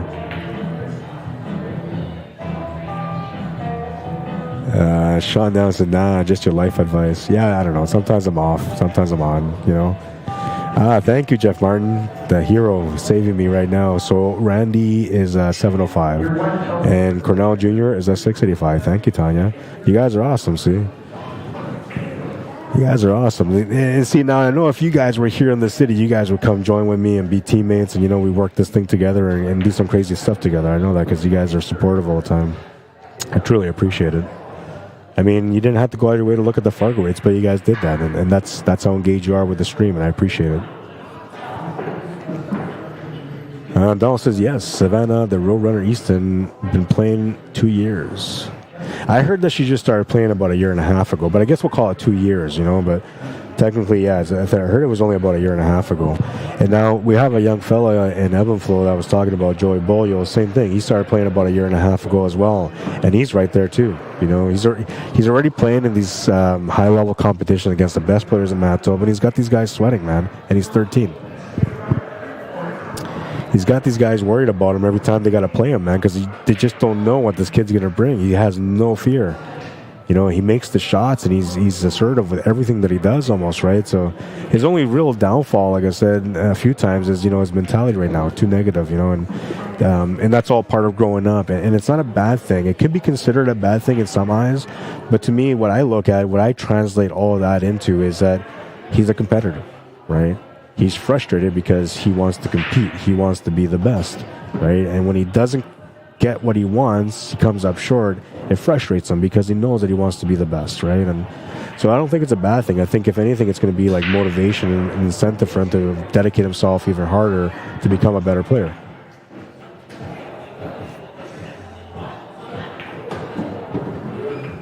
But, you know, it affects him, right? And obviously, negative mentality at the table is not going to help you win, right? It's going to make you lose more than not.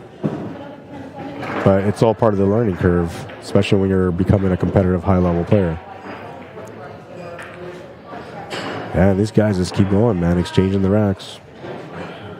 6-5. He's on the hill.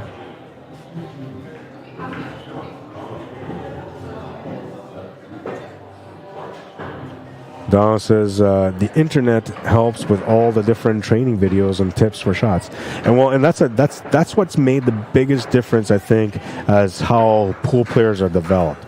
Right, we got robbed, man. I mean, if YouTube was around, say like in the 70s and 80s, I think that everybody that's playing now would have been at professional level already, right? Like anybody from those eras, from the 70s, 80s, and 90s, they all would have been at a professional level already because all the tools would have been available. But the reality is that from the 70s and 80s and 90s, if you wanted to be really good, there was only two options. There's three options. Okay, there was three options because there's always a third option. I'll start off with the first one. First option was you can go get a book from a library or buy a book on pool and read it and study it and go to the table and try it. And, you know, for the most part, a lot of people learn really well from that. But there was always like things that you couldn't really understand because it wasn't in full detail. It wasn't quite explained, or it wasn't explained in a way that could be explained by somebody that knows how to do these certain shots and that has the experience to teach you how to make those shots. So that goes to, you know, number two. Number two would be somebody that can teach you how to be a better player, which back in those days, a lot of people didn't really take coaching, right? 70s and 80s, people didn't really take coaching unless they were serious about the game. 90s, people were kind of a little bit more open to coaching, but by then, a lot of people were already like reading books, deep into books and that kind of stuff. And number three is the most important one of them all, but it's the hardest way to go, is just to get on the table and work on it until you understand it, right? Go in every day, try your hardest, get frustrated for, you know, days on end, but eventually figure it out and then master it, right? Because you went through the learning process to master it. Once you learned it right, you can never undo that, right? But nowadays, these guys got all the tools, man. Now, you go on YouTube, and it's like whatever you want to learn, specific shots, you know, styles of play, breaks, whatever, you know, you can learn all that stuff. Different styles of grips and stance, and everything's there for you, man. If you want to be a great pool player, all you got to do is just try nowadays. Before, it was like if you wanted to be a great pool player, you had to go above and beyond to get there. Now all you got to do is just try it. As long as you're willing to put the time in. Ooh, look at that shot. Scratched though, but wow, that had some juice, man. Hang on, I got to drink some water. It's starting to dry up. That tasted so good. Donald says, when I learned, my brother taught me when I was younger. I'm right-handed and shoot left-handed. Nice. Good for you, man. That's something, you know, that's when you go above and beyond, right? And I know that because for me, I'm a left-handed player and I train myself to play right-handed too. So I'm ambidextrous. I can play with both.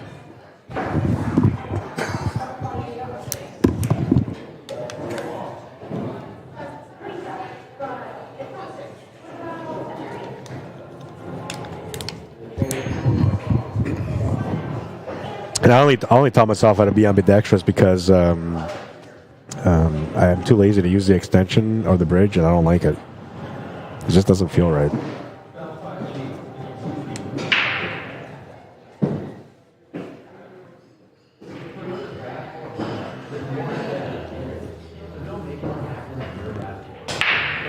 It looks horrible when you first switch over, though, right? I mean, you're so used to playing the one hand, and then you switch to the other one, and it's like learning pool all over again, and you look so horrible when you're at the table.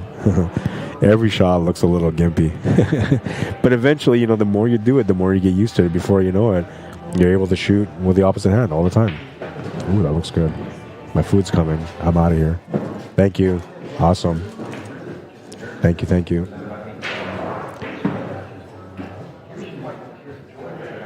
Well, and he's almost there. He just needs to find the shot on the 5.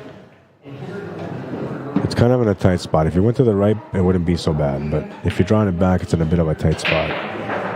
And he's going to get it.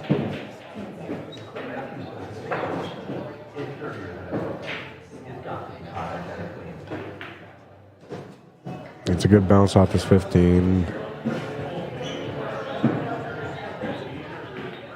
Makes the 8, ties it up. He's on the hill. Hill. We're tied at 6, and well, we're going to move into last rack. 12 racks made no difference. We go down to the 13th. Junior McLean at the table, or Cornell McLean Jr.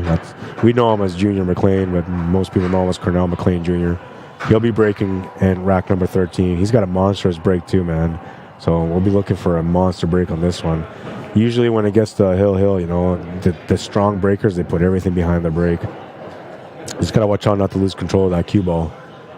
But he's got a really well disciplined break. Let's go sideways so we can check out his break here.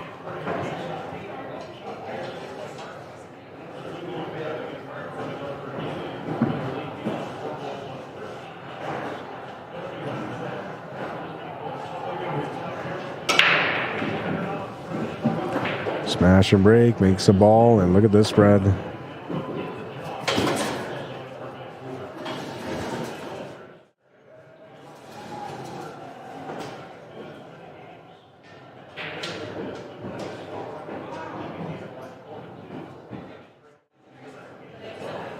All right, so he's got a good spread, decent table here, and I guess what we're looking at is low ball, if anything.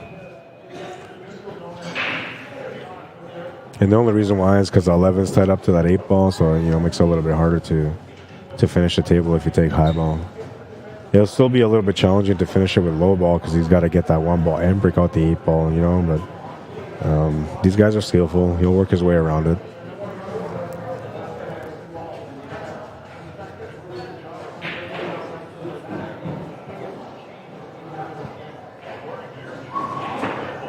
Oh, that hit that rail slightly, and that could have been, you know, maybe something that came up short, because on these tables, once the object ball hits the rail a little bit, it kind of prevents it from cheating, right?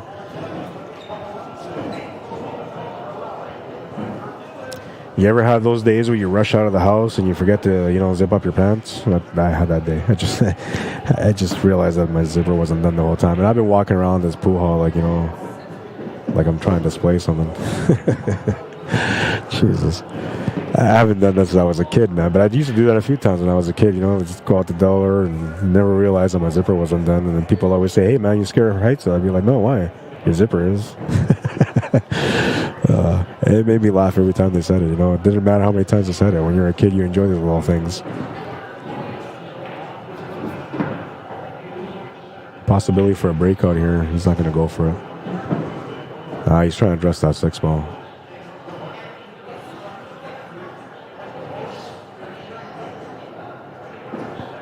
See there the angle on the 6.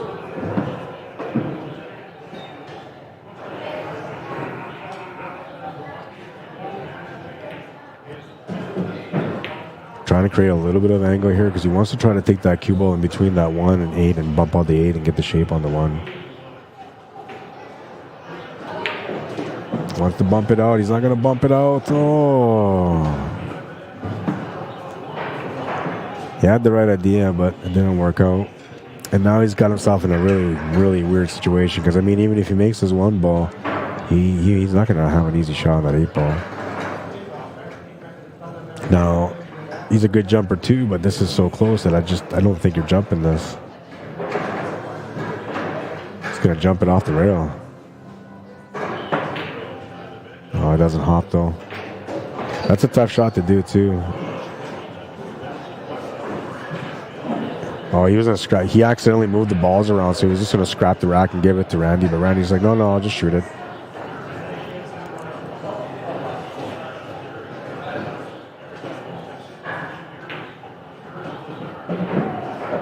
played that really well, man. But he needed, like, I guess the angle wasn't quite 100%, so he kind of forced it a little bit with a little bit of stunt shot, I guess, because he didn't quite get where he wanted to get to.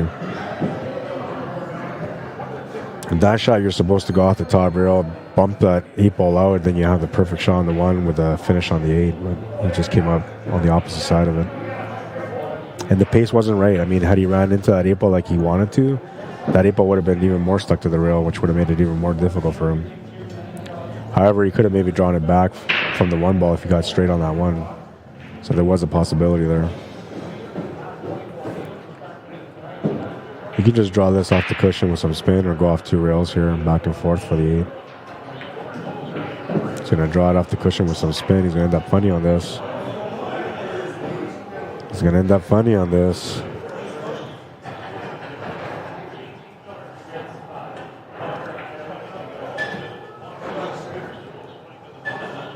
I apologize for the crooked angle on the camera, on this camera. You can't really tell, but I can. Perfectionist, right? So I know. You can ask any of the players that were here. I spent, I don't know, like 20 minutes trying to get the perfect angle. I just couldn't get it. Well, he'll hit the 8-ball, but he won't make it. And this will give Junior a chance to be able to finish this game. I don't know if this 1 ball is tucked to the rail or no. It sits off the rail a little bit.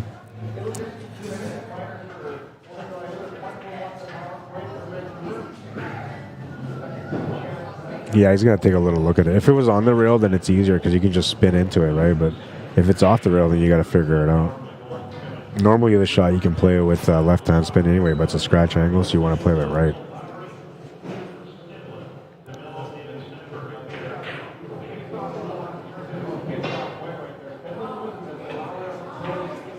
That's what he was trying to do. He just missed the shot, though. And if he leaves a full-length shot here for Randy, well, we'll see if Randy makes. He should make it. He's a good player too, but there's always a bit of a challenge. I'm surprised he's not cutting it. See, he's going 2-way here. He's thinking bank corner, and if I don't make it, then, you know, he doesn't have anything on the 1. I expected him just to cut it in the bottom right corner, but he's playing a 2-way.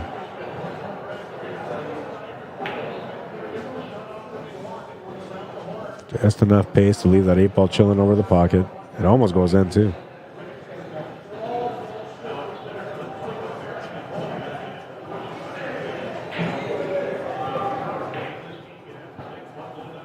Kyle Oliver, Evelyn Raback, welcome to the stream. Jenny P. Baptiste, how you doing?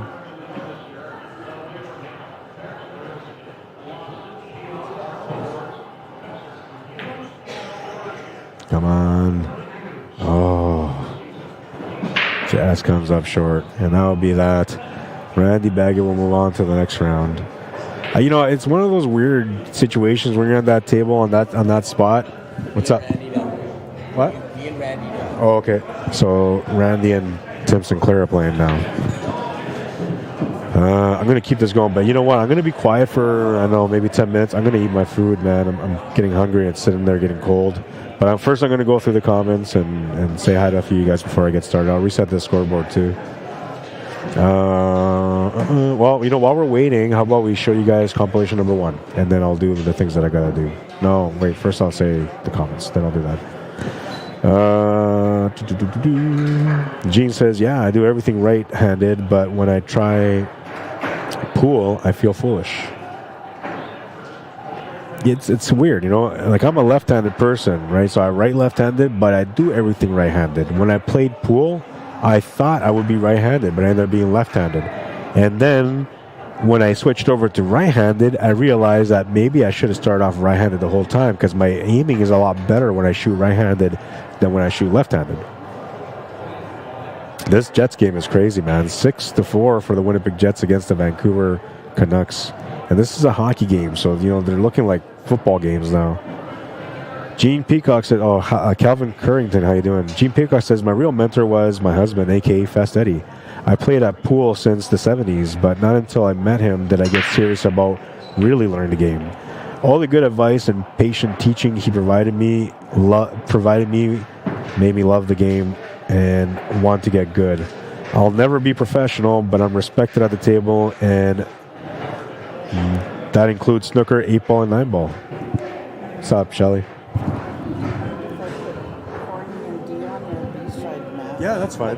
Tim's already been on there. Yeah. And Randy's already been on there, and Dion is the only one that hasn't. Yeah, I would like to have Dion on there too. Yeah, whatever you want. Like I said, you make the calls, and I'll be okay with it. All right, so we're gonna have Dion Hula come in to play on this table instead, and Junior McLean. Yeah, you know, and that's awesome that you found that, right? I know a couple of people that they're male players met female partners that may not have played pool, that eventually they influenced them into playing pool, and then those ladies became great players. It happens all the time.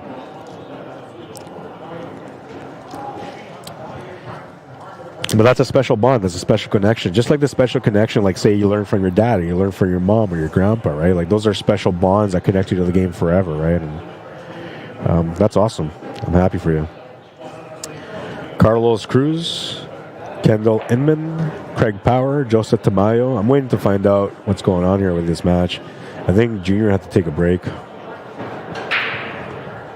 And Dion is ready to go, but I think Junior had to go for a quick cigarette. He's a smoker. And, well, I'll set up. Well, you know, okay, now I'll do the compilation number 1. And then if there's enough time, I'll do compilation number 2 while I'm doing the scores. And I'll try to eat my food in the meantime. Here's compilation number 1. You can go to Facebook on our Facebook page, Q Sports Live Facebook page, not group, Facebook page. And you'll see there I pinned highlight reel number 2. So you can go on there and vote on that one. That just got released today. Pick the 3 best shots, or 1, or whatever you want. But the 3 best shots that are picked the most from the voters will go on to the round of 10. And this one is compilation number 1. It's also on there. You can go on there and comment on there. You can comment on the stream here. They're all numbered numerically, continuously, so it goes from 1 through 31 between the 2 compilations. So if you say shot number 5, I'll know you're talking about compilation number 1. If you say shot number 20, I know it's compilation number 2. Right? So no matter whatever you say in the comments, I'll understand. Here's compilation number 1. Enjoy it.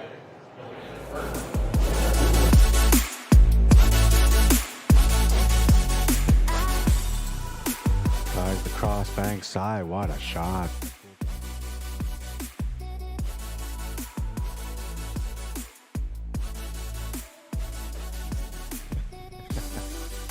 Oh, look at this shot.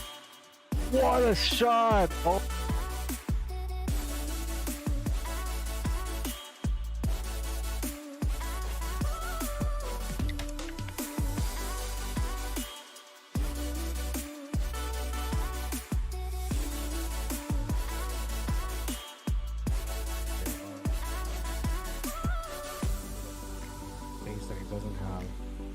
Oh, what a shot.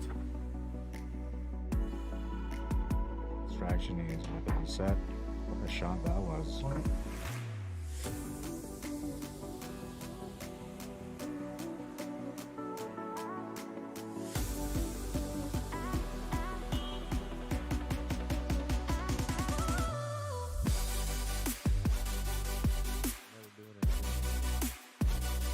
Oh, what a shot.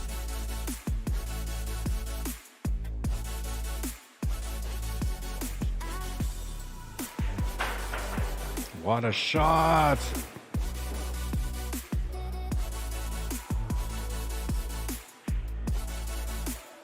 Oh, he called that shot.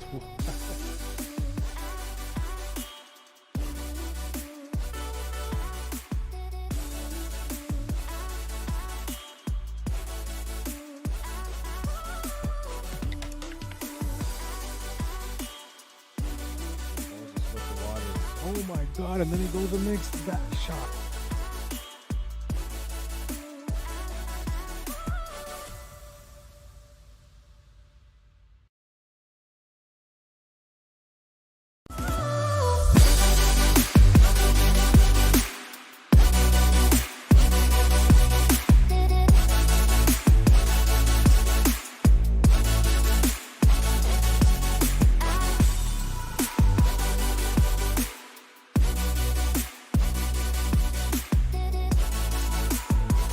Oh, nice shot.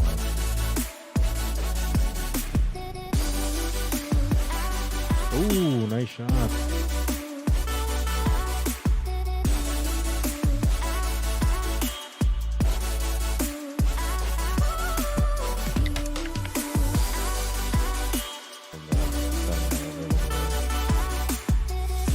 the combination. What a nice shot that was. Oh my goodness, it went. What's that? What's that? What'd you Didn't hear say? you. What? I'm trying to run into that 6-ball intentionally, cutting this ball into the corner. 6 will double kiss that cue ball, sending it back down like that. Beautiful shot.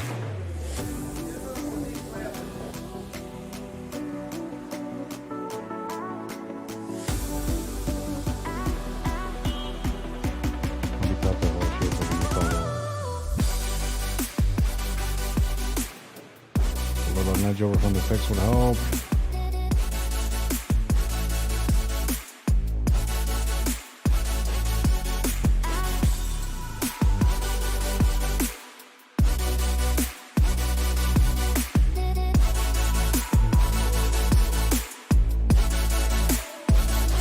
Oh, what a shot. I don't think you can touch this straight in there. Look at this shot. Get in there. What a shot.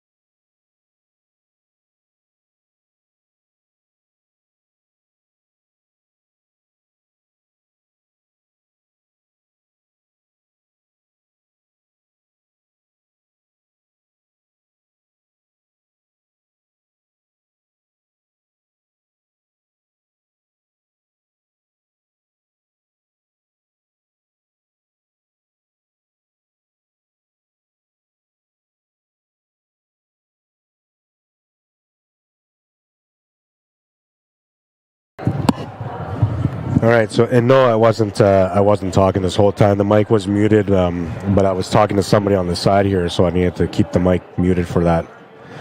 So there you go. That's the two compilations. We're now into our quarterfinal matchup. No, wait, this would be I think this is a B-side quarterfinal matchup now. And this is Dion Hula from Evanflow, Manitoba, playing at the table. Nice little cut on that shot.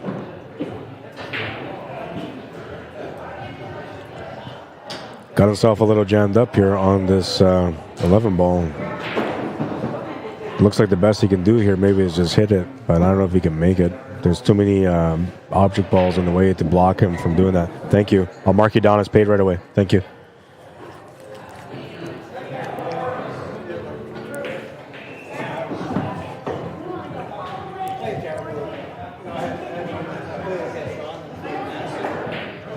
Oh, we got some comments. Right on, guys. I appreciate that. Charlene Main says shot 4, 13, and 16. I really enjoyed Sean Quincy's cut shot. You know, that was a 16 shot on that first compilation. And I'm trying to think off the top of my head here. Shot number 13 would have been the one after Jill's. I think that might have been Mike Valtour. Number 4, that would have been Klatt. That was a nice draw shot, too, with the breakout. And then 17, 27, and 31. Yeah, you know, Randy's little draw shot on the opening there was nice, too. 27 and 31. 31, that was the kid. Oh, yeah, he had a beautiful little cannon shot. Yeah, that was a beautiful shot. I'm trying to remember 27, though. I can't remember that one. I want to say it's Derek Gladhill. I don't know why, and I think Derek Gladhill shape on the 8 ball off the 6, right? I think that's what it was. I like that shot, too. It was like a beautiful little thin cut to the side, you know, with some English on it, some nice spins. And then he came out clean off the 6 ball for the 8 ball.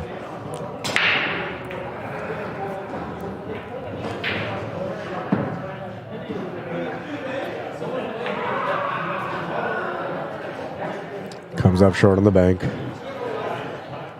Junior will have his turn at the table now. I mean, I think he had a turn already. I just missed that. But let's take a quick look here at that nice cut shot. It was a pretty nice cut shot. I mean, it's nothing extreme. Not a highlight of the day, of course, but it was a nice cut shot. Deserved better than what he got there, though. Got out of position, and, you know, he ended up getting stuck, but it's kind of the way the table goes sometimes, right? You can play as perfect as you want, and then you'll still come across those moments where something just didn't work out. And then you get challenged, and you have to draw deep into your knowledge again to try to figure out how to get out of that trouble.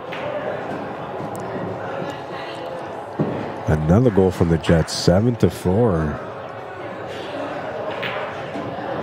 Crazy, man. The Winnipeg Jets, I don't know, they changed coaches, and people were talking about, like, you know, they may not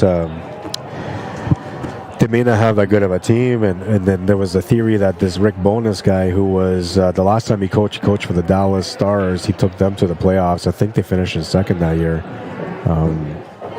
And so people were saying, well, you don't know, right? And people were like really doubtful because they wanted, you know, like other coaches, like high level coaches that were available, but they stuck it out with Rick Bowness, and Rick Bowness has molded this team into a great competitive team.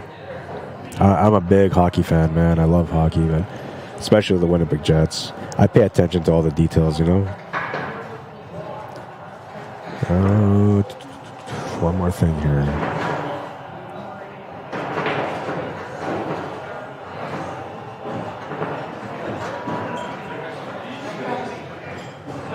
Next weekend, we're going to have the Manitoba Masters 8-ball, second annual. It's going to be crazy, man. 48 people so far on the list. It's going to be cut off at 48. And I say so far because not everybody's paid up for their entry fees yet. So once the entry fees are all collected and paid, then I'll know exactly where we're at. But we're currently sitting at 48 signed up with 4 people on the waiting list. So that's going to be a great little tournament. It's race to 7, both sides. 8-ball. Take what you make. Also, random rack system. So they get a 2-move random rack system that we implemented into the King of the Hill recently. It will be implemented into this one too. And the reason why I do that, like the take what you make and the 2-move random racking, is because it's the Masters level. It's the highest level of competition, right? So To me, I feel like you have to level the field out somehow and make these guys work harder for their wins, right? And it works out pretty interesting every single time that we've done it like that so far. Steven Griesbreck, welcome to the stream. Jay Fernandez, welcome, bienvenido. Mark Aguilar, how you doing?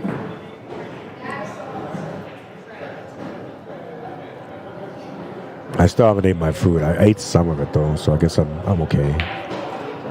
I'm not gonna go on strike. I always laugh at that. I worked lots of jobs with unions and stuff like that prior to me becoming what I am today, and yeah, going on strike was like a thing. Not for me though. I was never the rebel that started the war, but I was willing to, you know, support it, especially if it meant better wages and better treatment. Slightly off position here again. It's not too bad though. He still has some options here. But it needs to get up there. The idea was to get up there for that 13 and that 10 ball to open him up a little bit. So he'll try it maybe off this 12. Oh, he opened up the 8 ball. Okay. That's smart. That's smart. Once again, got an unlucky bounce here off a solid ball though. Changes the position for him. He could maybe use this angle that he has on this 11 ball to go down table and up table and try to just bump out that 13 ball. That would give him the shot on the 10 and maybe give him the finish.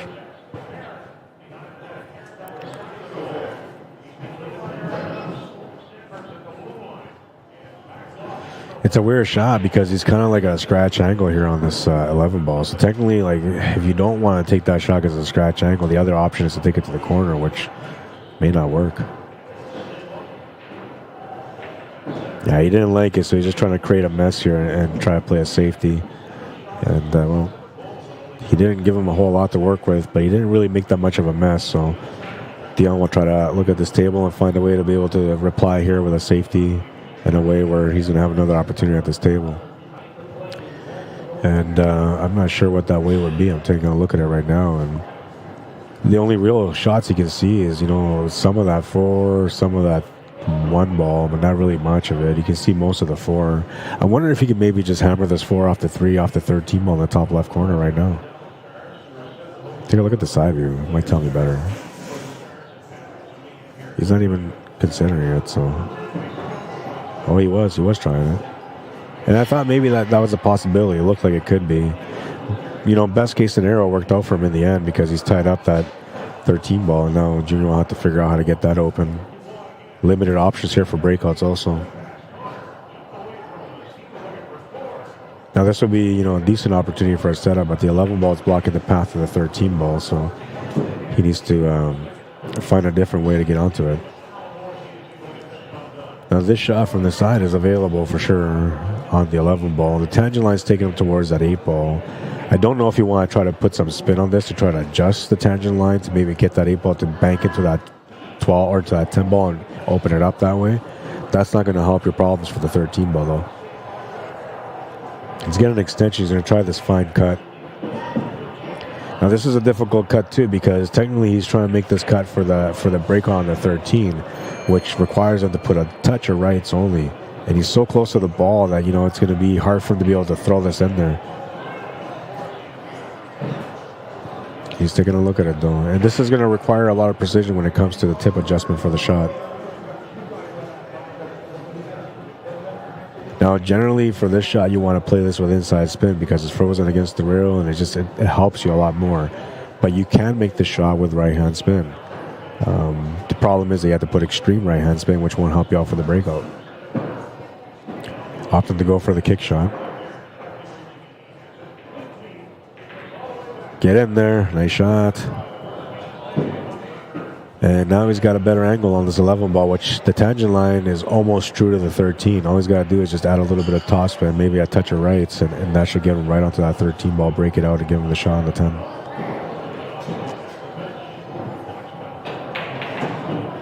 Oh, not the way that I thought it would work out, but it worked out. And I think he's got a shot on the 13. Get out of there. Oh, man. Table's fighting him. I swear to God, it's fighting him. And he's doing his best just to, you know, soldier on and not worry about it. But you can see he's got the 13 ball available here. He's doing his best just to soldier on and keep going, man. But the table has been, you know, not very nice to him so far. And not just this match, the last match too was kind of messing with him a little bit.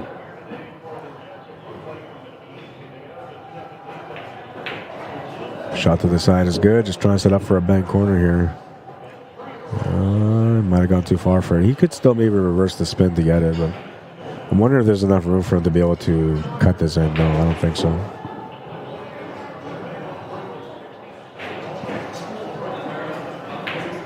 Goes for the bank and he makes it.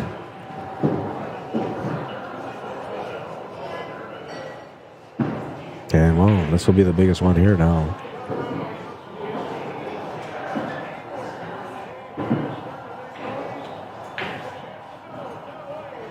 Oh my God, and then he makes that one. Jesus, this guy is like going all out on this table. All out. I had two of the banks that I saved, but honestly, the bank on the 8 ball might have been the best one. I'm going to go with the bank on the 8 ball on the replay. Because this is for the finish, right?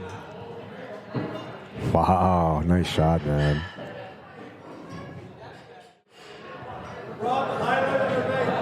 He's doing it all today, putting in every effort to get out. That was a difficult table to figure out at the end, man. You know, that breakout almost didn't work out for him, but it ended up giving him an opportunity. From there, he just created the best opportunity that he could. Got the finish, man. A big bank corner to be able to get onto the 8 ball, and then another big bank corner on the 8 ball to be able to win.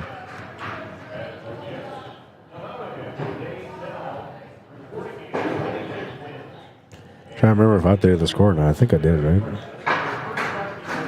Did I? No, I didn't. So it should be 2-0, I think. I get so deep into the game sometimes I lose track of things like the score too, man. If you go back like 30 seconds, you'll see that beautiful bank corner on that 10 ball that he made. But the shot on the 8 ball was a crucial one because does he not make that bank on the 8 ball, you know, now he sold the table to his opponent. So that was a crucial shot, and that's the reason why I showed that one.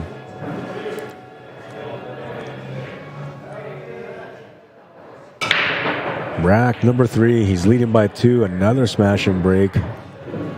And he's got opening shots, but you know, nothing easy here. Kind of the way the match has gone for him so far. Well, both matches, you know, always challenging, like I said.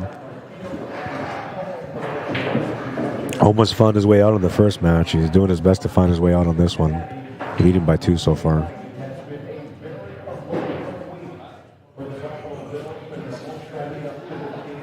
What's up, Travis Bird? How you doing, man?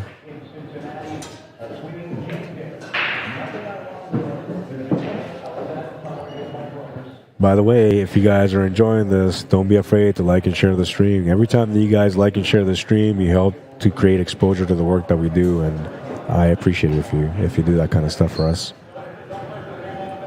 Definitely work hard at promoting the game, so your support means the world to me. And just so you know, like Randy Baggett kicked this tripod earlier, and I have to fix it, but I haven't done that yet. I think after this match, I'm probably going to stop the stream real quick. That's when I'm going to reset my camera. And I might even move some of these tables around so I can get my third camera set up a little bit better.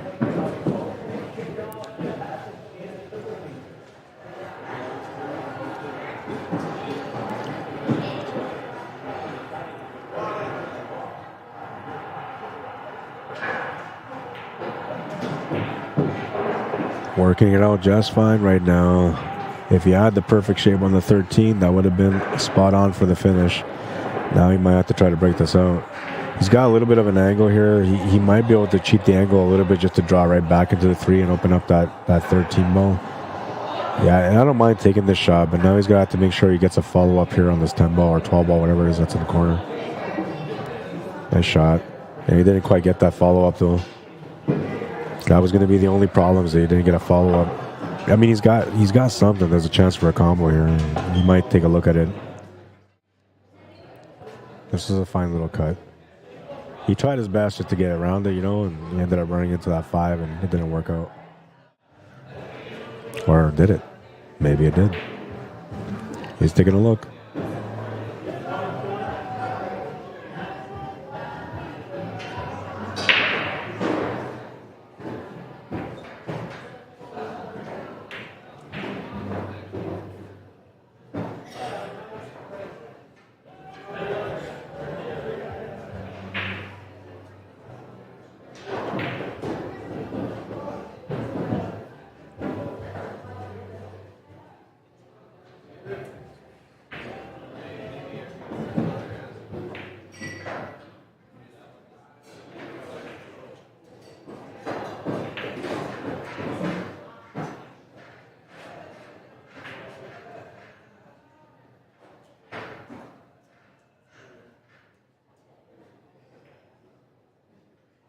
Come on, get in there. Oh my God, yeah, the perfect lineup, just not enough power, man. This guy's going nuts today. Man, look how close that is. I mean, just another ball rotation in, and it's in there, man. Nice effort. A ball in hand for Dion will definitely help. He's got a little bit of a situation there, but he's going to miss that opening shot. Oh, no. Oh, no. And he's left Junior a shot in the side pocket. Also the shot on the 9-ball. Tempting to take the shot to the side right now, but you got to watch the path here on the cue ball. You have to try to get it in between the 2 and the 8 to set up for the 9. Oh, he's going to do that just perfectly.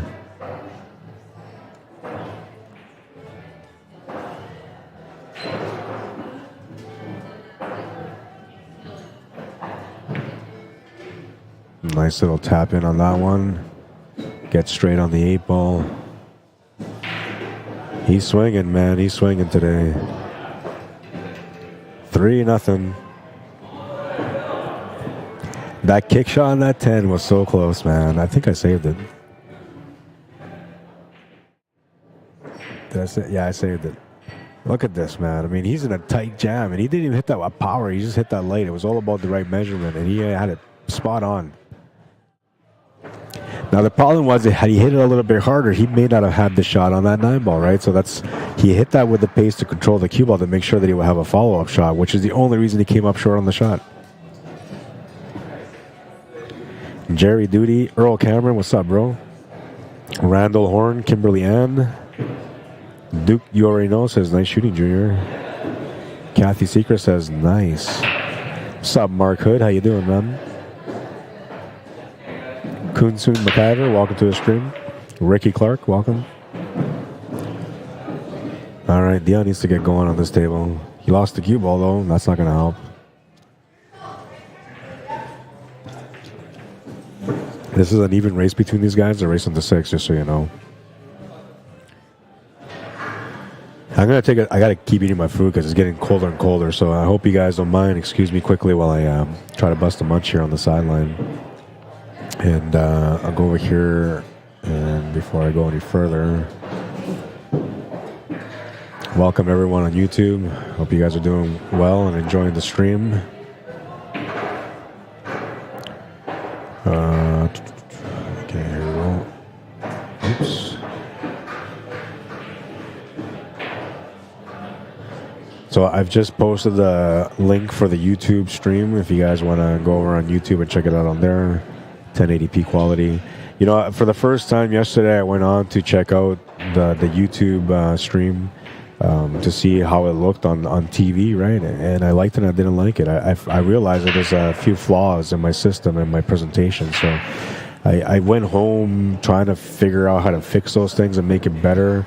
I don't know if I quite adjusted everything that I want to adjust, but, you know, I'm going to go throughout this week. I'm going to focus on trying to get everything set up a little bit more presentable so that way it's a little cleaner on YouTube for you guys that like to watch it on YouTube. I mean, the quality is really good, don't get me wrong, but there's just a couple of things that need to be changed.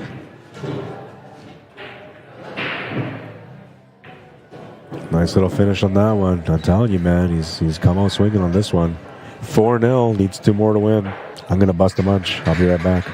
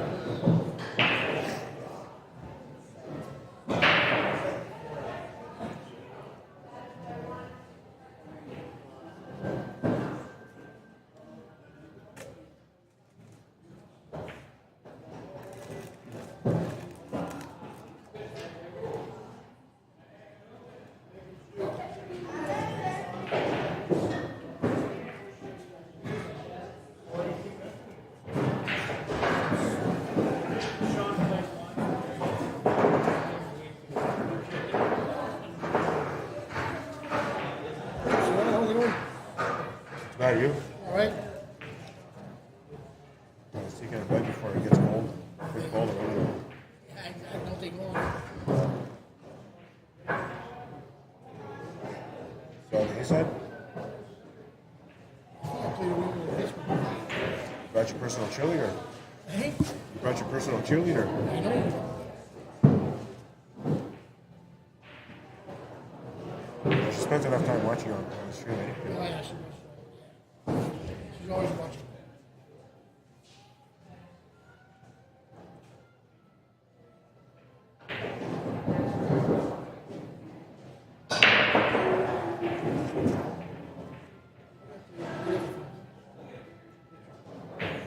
I have no idea what's going on with the bracket today.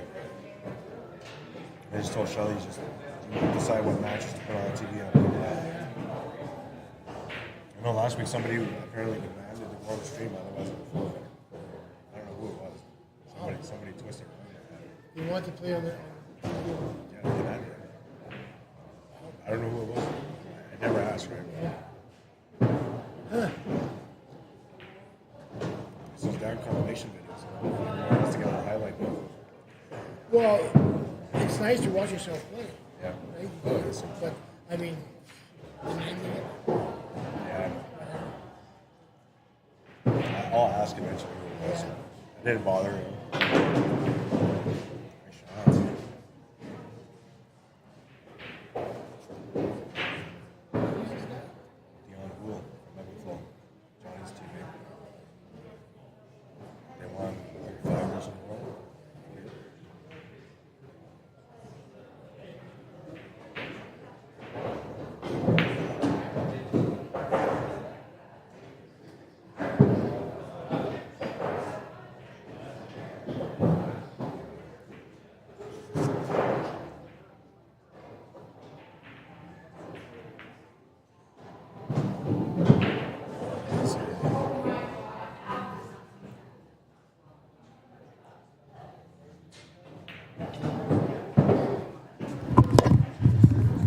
He got on the board. Let's take a look at that little highlight. I just caught it. It was a nice little breakout here. I mean, it's simple, but he got it. A lot of juice in it. And you have to fight off everything on it. And he's got like the crowd. I'm gonna show you guys. Just look at these guys. He's got the three amigos. Oh, one of them moved. I was gonna show him that he's taunting him from the side. Oh. The mouth is taunting him from the side. I gotta fix this camera. Randy came by here and he kicked my camera earlier.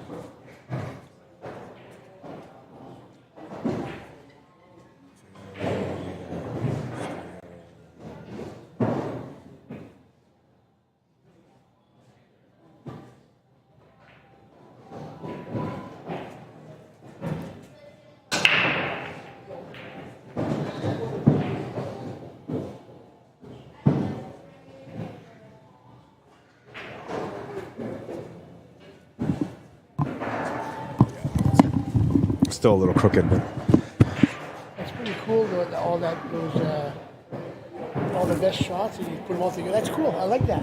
Yeah, right on, man. I did a lot of effort for it, but I wanted, like there was a purpose behind the highlight day. When I first started it, I said to myself, I'm going to put all these shots together one day. Yeah. Right? So that's why I started it. Right? And then when I started looking at these shots as they were developing, I'm thinking, man, it's going to be like, how am I going to pick 10 shots from here, right? So Yeah. I don't know. I'm going to keep them all. I'm going to let people decide.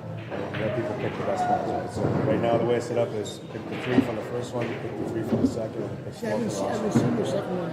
I posted it up on Facebook today. I showed it on here a couple of times too. And it's on Facebook today. Okay. I showed it a few pages. It's cool to watch it. It's Some local. of the shots are local. It's cool. Well, that's why I was saying on the street today, like, I don't get it. Like, I posted on the local pages. Nobody commented. Nobody liked it. Nothing. It's local players. It's from the city. The province aren't supporting this. To me, it makes me feel a little weird.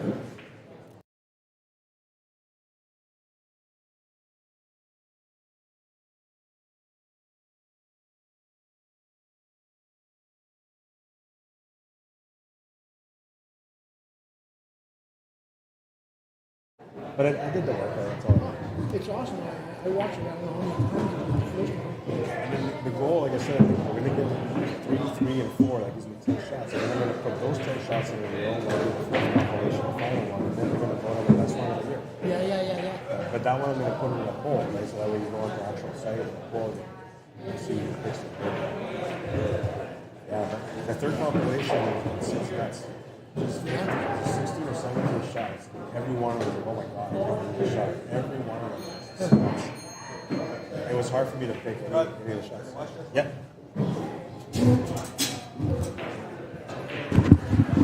I have to go watch a shot. I'll be right back.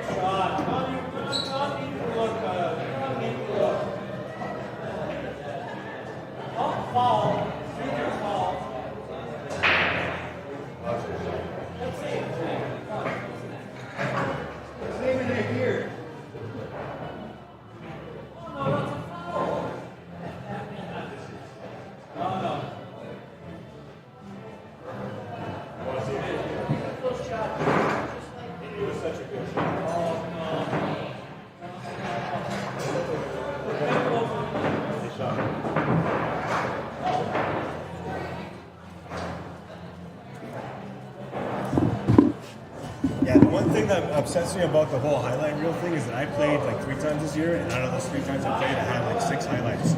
But because I'm playing, nobody can replay it, so I don't have any of them. Oh, And then the only way for me to get it is if I go back and I like go through the 4 hours of footage and trim it.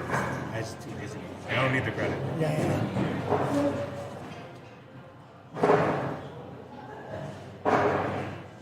There's lots of good shots that I had when I was playing.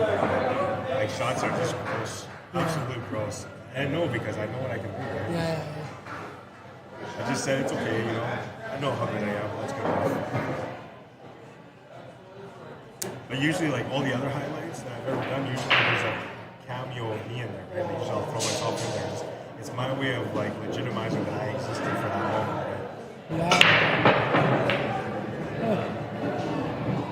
Yeah, it's raw when I did that. That's pretty cool.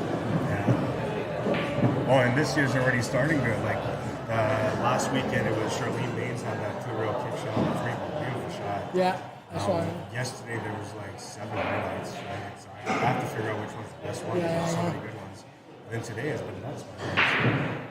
So yeah, I love it. Man. The only thing is it takes up a lot of room on my computer, so I gotta eventually transfer it into a stick or something. I got like 400 gigs, so I'll have enough for at least 2 years of that shit before I have to deal with that stress. Wow. That's awesome, man. Yeah. All right, I'm back. That was a good shot. Warren, man, how you doing, bro? Hey, Rod, Brunswick, Georgia, loving the stream. Welcome to the stream, man. It's been a while. How you been? Jonathan Dabbs, North Langet, welcome to the stream. Oh, he's going to carve out this table. It's all there. He's been playing so solid in this match that he was destined to win the match. And he's made some incredible shots, too. So it's not like he came in here and got lucky, man. He earned every one of those wins.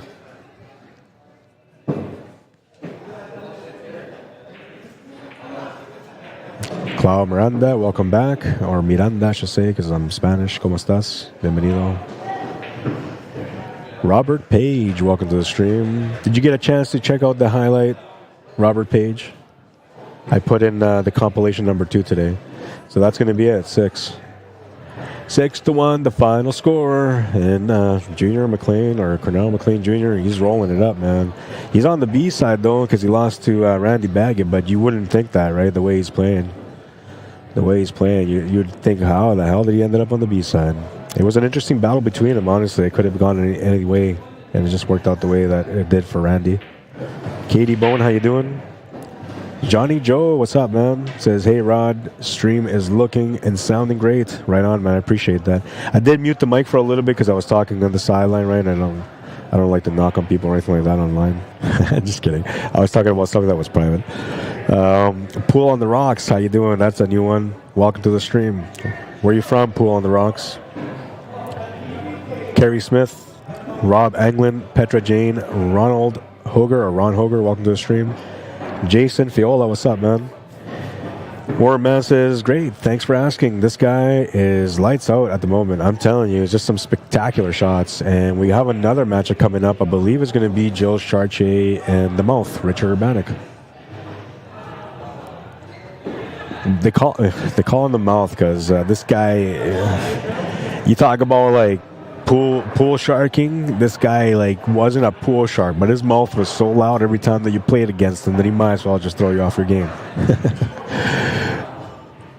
Richard Urbanek, we'll put him on the left. You guys got a chance to see this guy play a little while ago, and he had a highlight reel also, and it was on the third compilation. So you guys haven't seen that one yet, but you will. You will see Richard Urbanek's beautiful kick shot on the 8-ball. I think it was the 8-ball. Maybe it wasn't the 8-ball, but I think it was the 8-ball. And that was back in December. I think it was the first week of December when that happened. Hard to remember all these things, you know, but the thing about me is I love what I do, right? I'm all 100% passionate about everything that I do. So when there's certain specifics that happen, I remember those specifics, like the dates and who did it and how it happened, how the match played out, all the little things, because I'm just knee-deep in my passion when it comes to this game. Okay, so I got the scoreboard updated. I just need to find out what the race is. What are you guys racing to? 6-5. This is A-side? Yeah. Okay. 6-5. So Joe's going to 5. And this is an A-side matchup, so this has to be a quarterfinal matchup.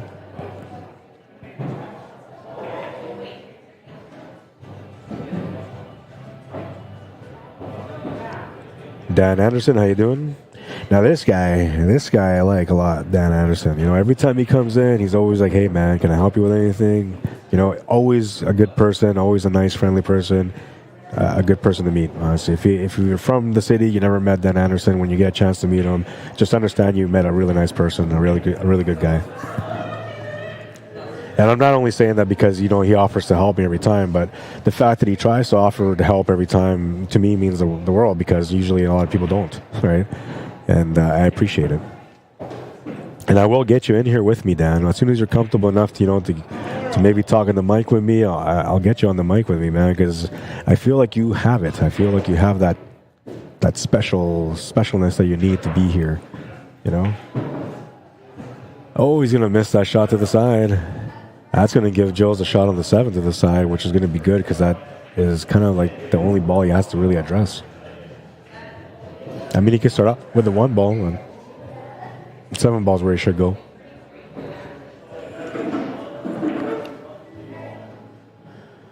I don't know if that helps. We'll try this angle, see if that helps.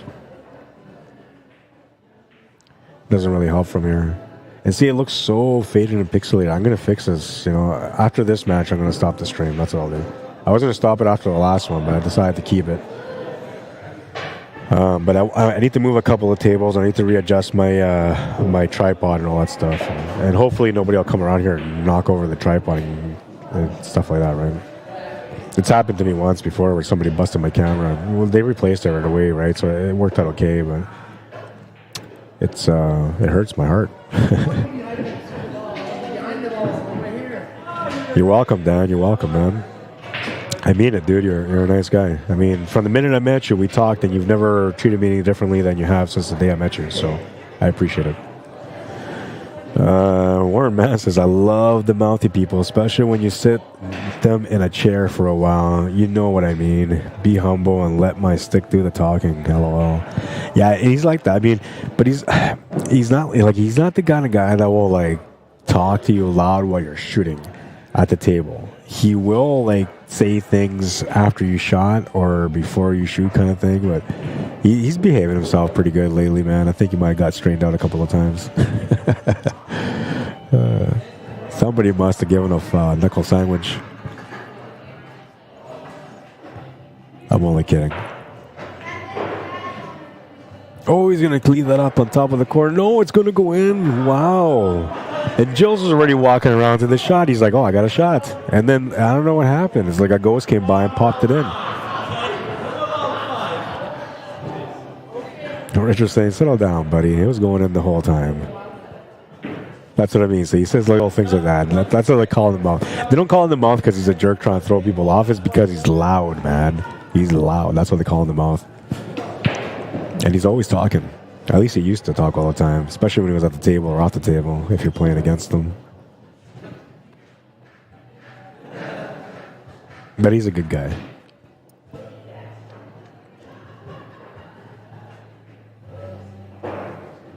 Took me a while to figure that out, though. You know, I remember there was a time when I wanted to give him a knuckle sandwich. And then I was like, who the hell is this guy? And everybody's like, that's the mouth. That's just the way he is. I'm like, okay, I'll accept it. And it's been like that ever since. 1-0, he'll take the lead. Take a look at that little creepy shot that he just made. I mean creepy because it barely crept into the pocket. I mean, this should have just gone straight in, right? It bobbles, it bobbles, it bobbles, sits, pause, in. Weird. So that's another thing I'm gonna do, maybe, because my couple of people that give me advice here have given me advice of that should be listed as the weirdest shot of the day. That was Gene Peacock, and yeah, I think we're gonna maybe go through the weirdest shots of the year. I might. I got like 1,000 shots, man, so I can definitely find all the weird shots, put them onto a reel. It won't be like all pro, so I'm thinking about doing some more highlight reels, but I'm not going to be all pro like the ones that I just did. Those ones are like for the highlight of the year at the end of the year, right? And they will always be treated like something classy with great graphics and the whole works.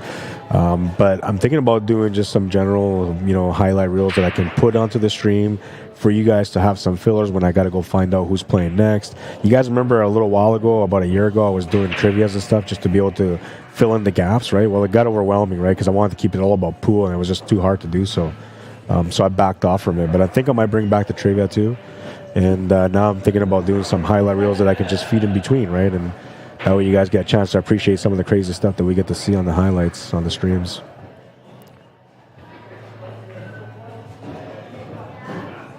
Dan says, I appreciate all you do. Thanks, man. Roy Almero, welcome to the stream. William Anderson, what's up, bro? Ludgero Miguel Conde, bienvenido, welcome.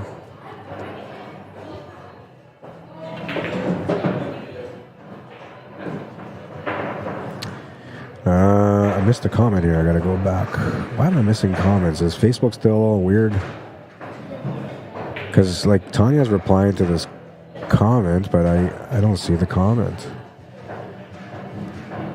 I'll have to take a look. So, okay, Eric Hoffman. So you guys are talking amongst each other. It says, starting using your idea of recording shots for refereeing a shot, and it blows people's minds. Great idea. True story. Happened last league night, in fact, says Tanya.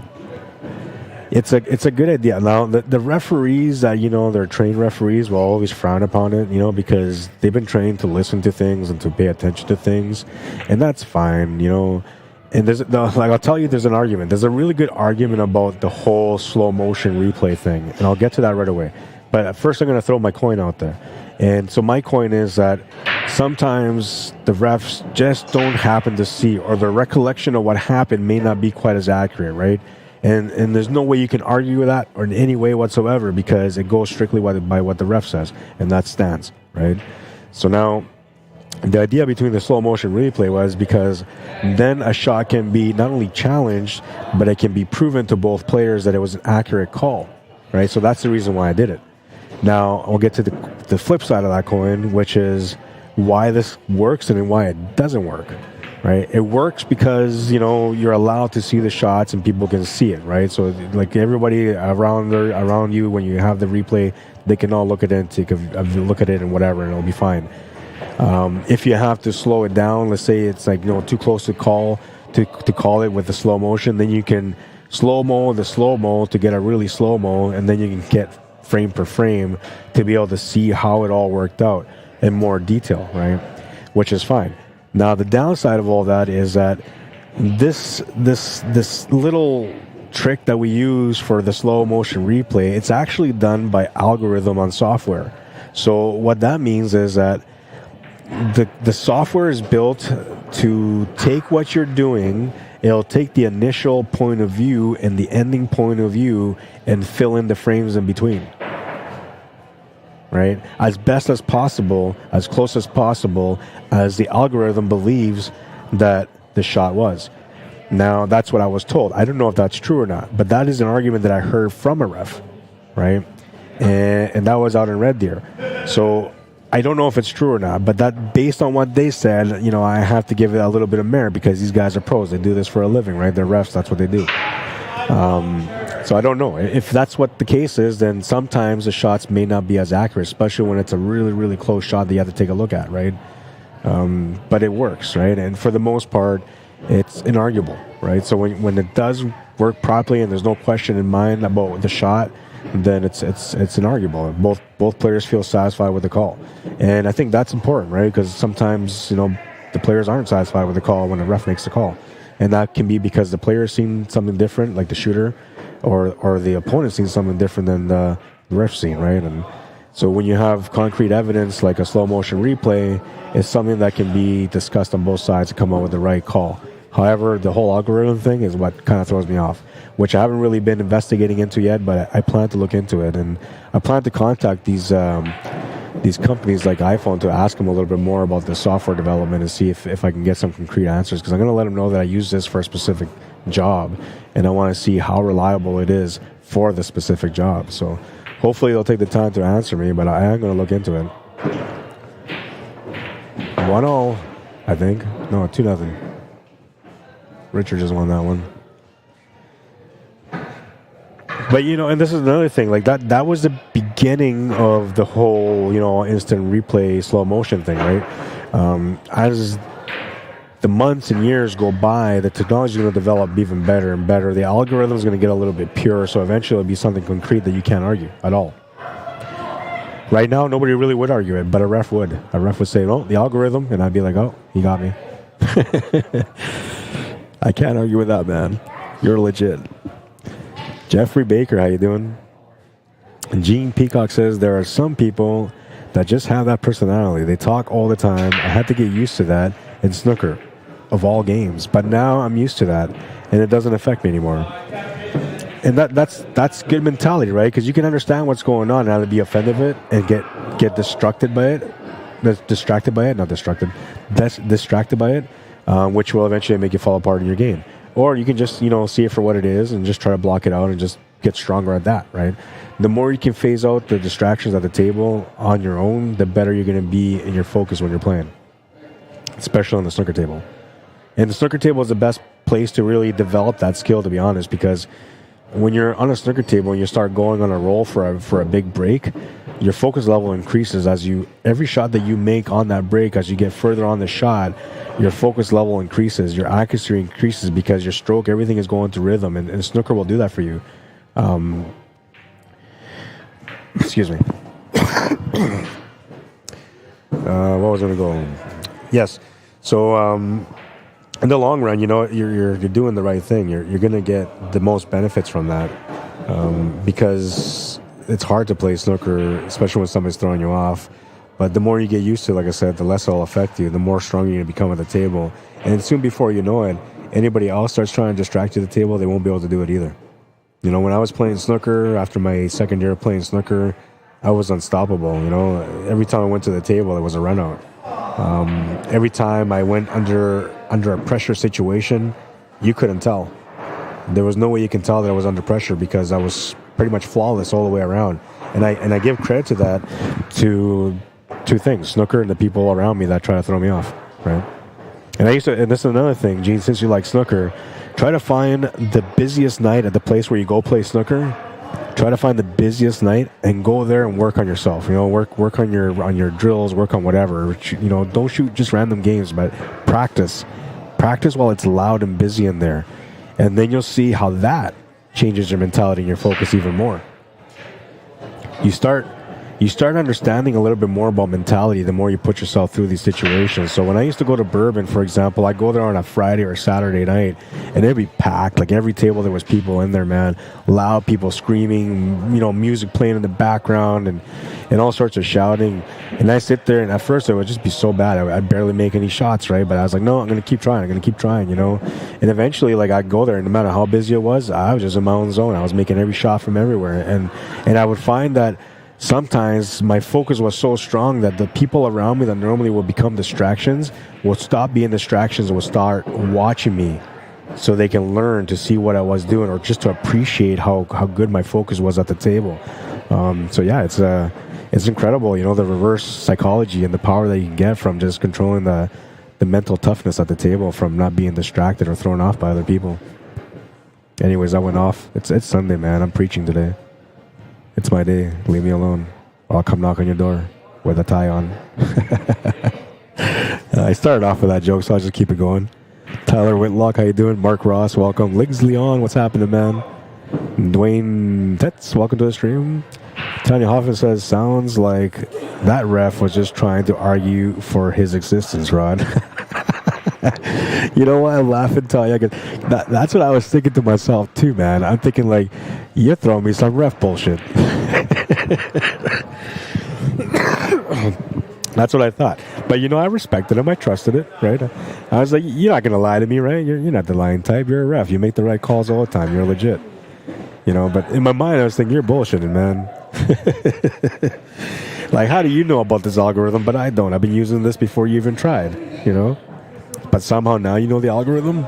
I'm kidding. Les Kaplan says, pretty soon AI will make those calls and refs may become obsolete. Well, and that's basically, like, if you're looking at AI, that's a whole new world, man. You guys check out Chat GPT, for example. We're talking about AI now, right? Chat GPT is one of the newest things that's come out in the world, right? And so what this thing does, I'm going to get back to you. Well, let me get to your point first, and then I'm going to go back. Pretty soon it'll be obsolete. Yeah, no, I'm going to go with it still. Okay, so basically Chat GPT is an AI algorithm software that what it does is basically writes things for you, right? So you can go and say, write me an essay on pool and Abraham Lincoln, right? Something like that. And for the average person, when they go to school or university and they got to write an SAT or an essay like that, it'll take them, you know, a long time, you know, hours, sometimes days, you know. This Chat GPT will do it in 3 seconds. Okay. This thing is so smart. It'll do it in 3 seconds, give you 4 pages of something to read, and it will all make sense. That's how incredible AI is becoming. Now, there's a race for that, you know, amongst all the techs, the engineers out there. There's a big race right now to figure out who is going to have the best AI algorithm going. Whoever does, you know, according to Elon Musk and his theory, will rule the world, right? So that's how crazy it is. And it's not because, like he's saying, we're going to enslave everyone in the world and kill everyone and we're going to be all AI. Not like that. I know you watch a lot of science fiction, but that's not what he's talking about. What they're talking about will rule the world because that AI will become the master tool for everything in life, you know, including, like we're talking about, ref shots, right? So the AI will review it. I won't even have to look at it, you know. I'll take the replay. I'll get the camera to zoom in on a certain spot to watch the replay, and then the algorithm or the AI is going to say to me, it was a good shot.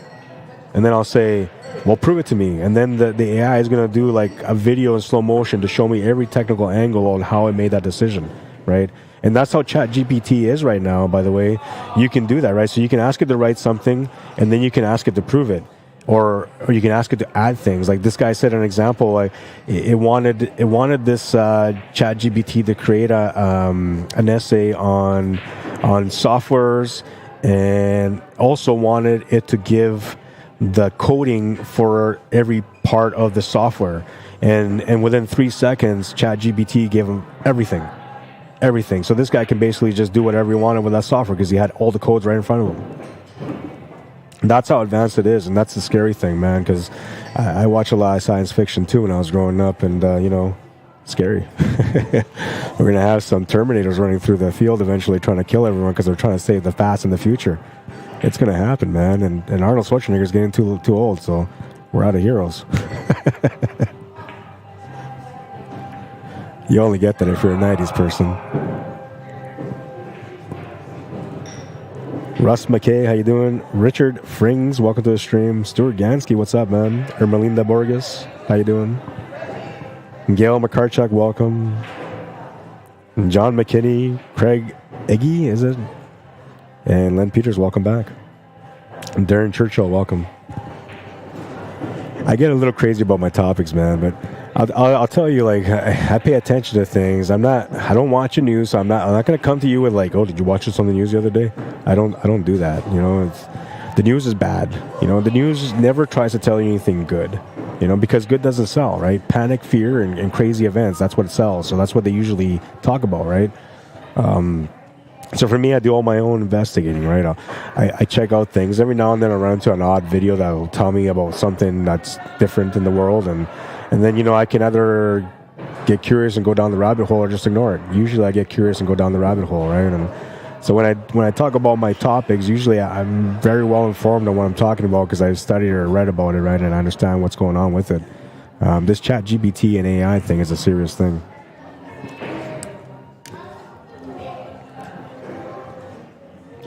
It even says, like, this one guy says in theory that professors in the long run are going to be in jeopardy too. Like the job as a professor is going to be extinct because it could all be done through AI, through AI teaching, and it's the teaching, the knowledge is going to be much more advanced and much more accurate. That's what they're calling for, like, you know, 10 years from now.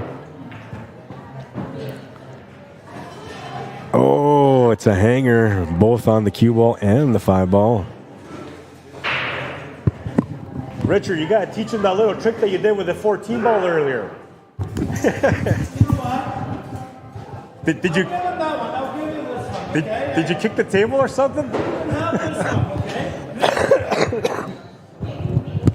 I'm bugging. I was saying he's got to teach him that little trick that he did earlier with that slow motion drop shot on the 14 that he did.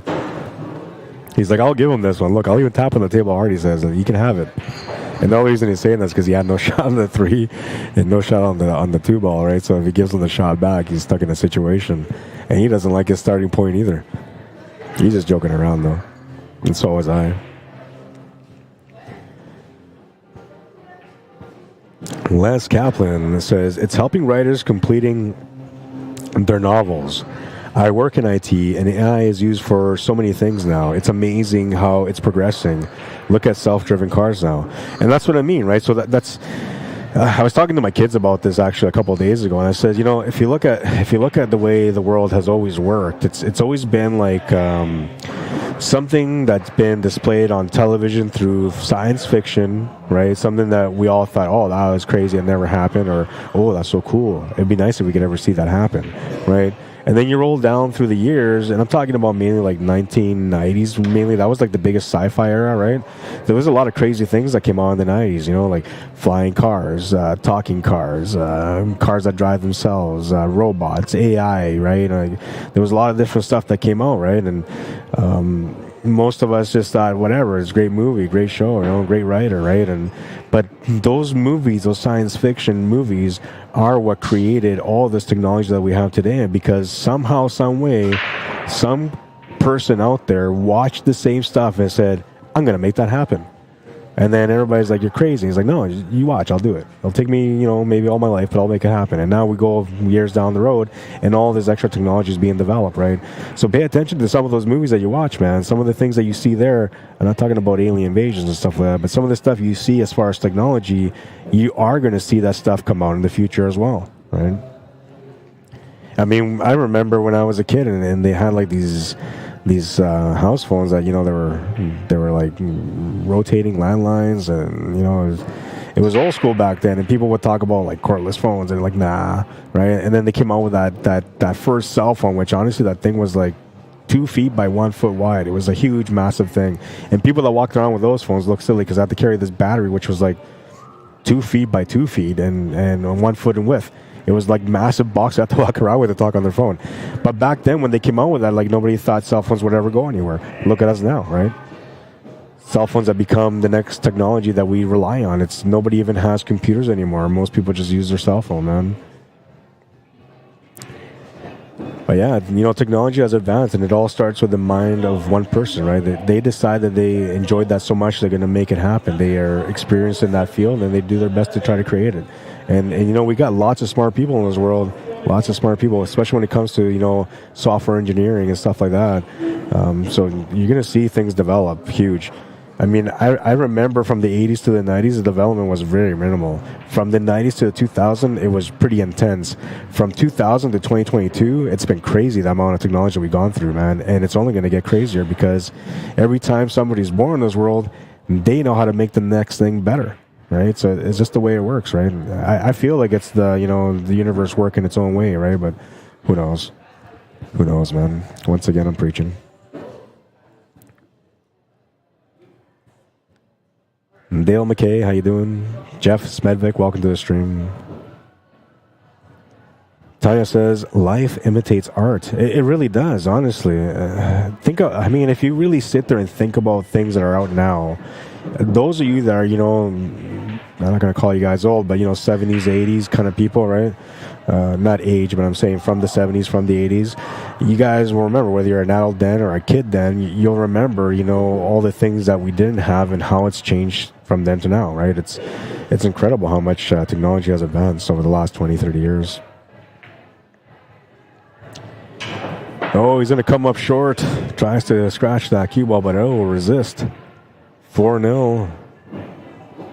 Richard Urbanek catching all the breaks right now. And I forgot about my food. I got so caught up on this conversation and preaching my Sunday preach, I forgot about my food, man. I got to bust a munch because, any colder than this, I'm going to have to put a popsicle stick on it and start eating it like a popsicle. I'll be right back.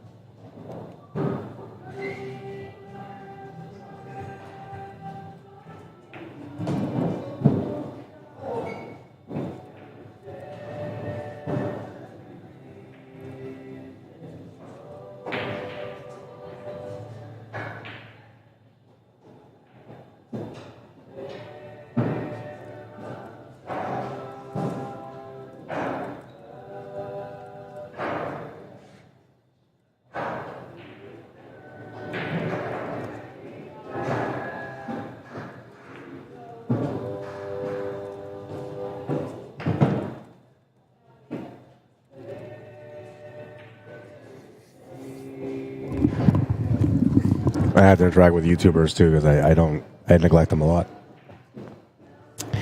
And I try not to, but I'm working on it. I swear to God, I'm working on it. I'm doing my best, my absolute best. It's, you know, a lot of this stuff that I do, it takes weeks of learning, weeks of adjusting and trying and trial and error, right? And eventually I find what works and then I go with that, right? And everything that I've done so far has been kind of like a work in progress, and I just try to tailor and get better as I go along.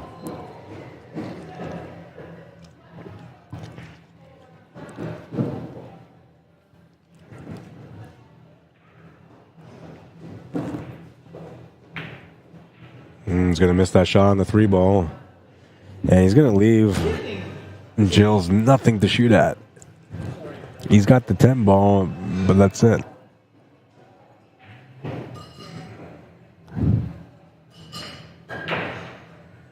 Not a whole lot he can do there. He tried. Needs a little bit of luck, and he almost got it, man, but that 7-ball will get cleared up, and he'll have a shot on the 7 now. Had he not got that 13-ball just past that 7-ball, it would have been a good leave, but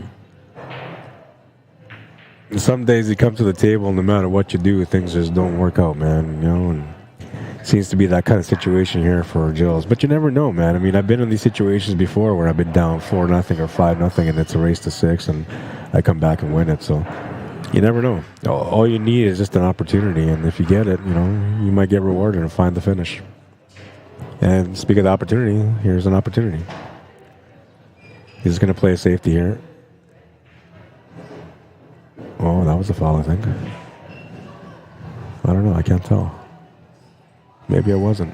Jills was right there watching it, so if it would have been, he would have known. So it must have been a good shot. And he's an English billiards player, Richard, too, right? So he knows how to play these gentle roll-up shots like that. So Richard will win that game instead. It looked like maybe Jills was going to get a lucky break, but Richard decided to play a smart shot, and that's going to reward him the win. He's on the hill.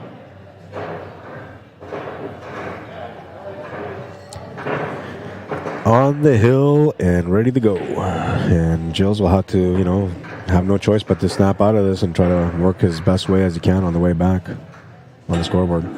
Starts off with one shot at a time, one rack at a time, but it starts off with one shot at a time. Actually, it really starts with mentality. If you believe that you can achieve, then you will, right? So it always starts with mentality.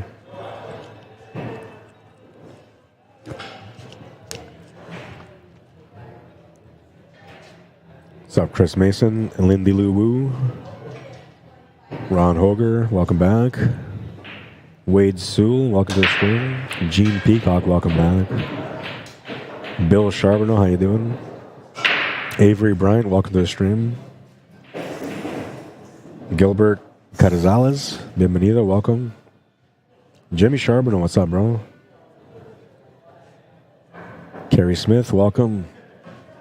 Louise Boucher, Chartier, welcome to the stream. Tanya says, Rod, I'm guessing you must eat a lot of cold food. Great commentary today. Thank you. I do. It used to make me sad sometimes, but now, just like anything else in life, you toughen up, right? So I don't cry anymore. Now I just eat it cold and enjoy it. I never cried for it. But sometimes I look like, oh my God, I can't believe I didn't eat this warm. It's so delicious. It looks so good. And now that it's all cold, it's greasy and gross. I don't usually eat anything greasy anyway, so I'm just exaggerating. But yeah, I do. When I'm at home, I eat warm meals, right? But when I'm working, I usually don't. And it all depends too, because like if I go, say I do a stream out of town, then usually I'll schedule my lunch breaks and stuff too, right? So I'll get a chance for me to breathe and relax or whatever. But as most of you guys have seen, when I get hired for an event, I usually don't even take a break, man. Usually I'm just go, right? Like I want to make sure you get your value. If you're going to hire me to come out and cover an event, I want to make sure that you get your value, right? So I take pride in what I do, and if that means I don't have a break, that's okay. It is what it is.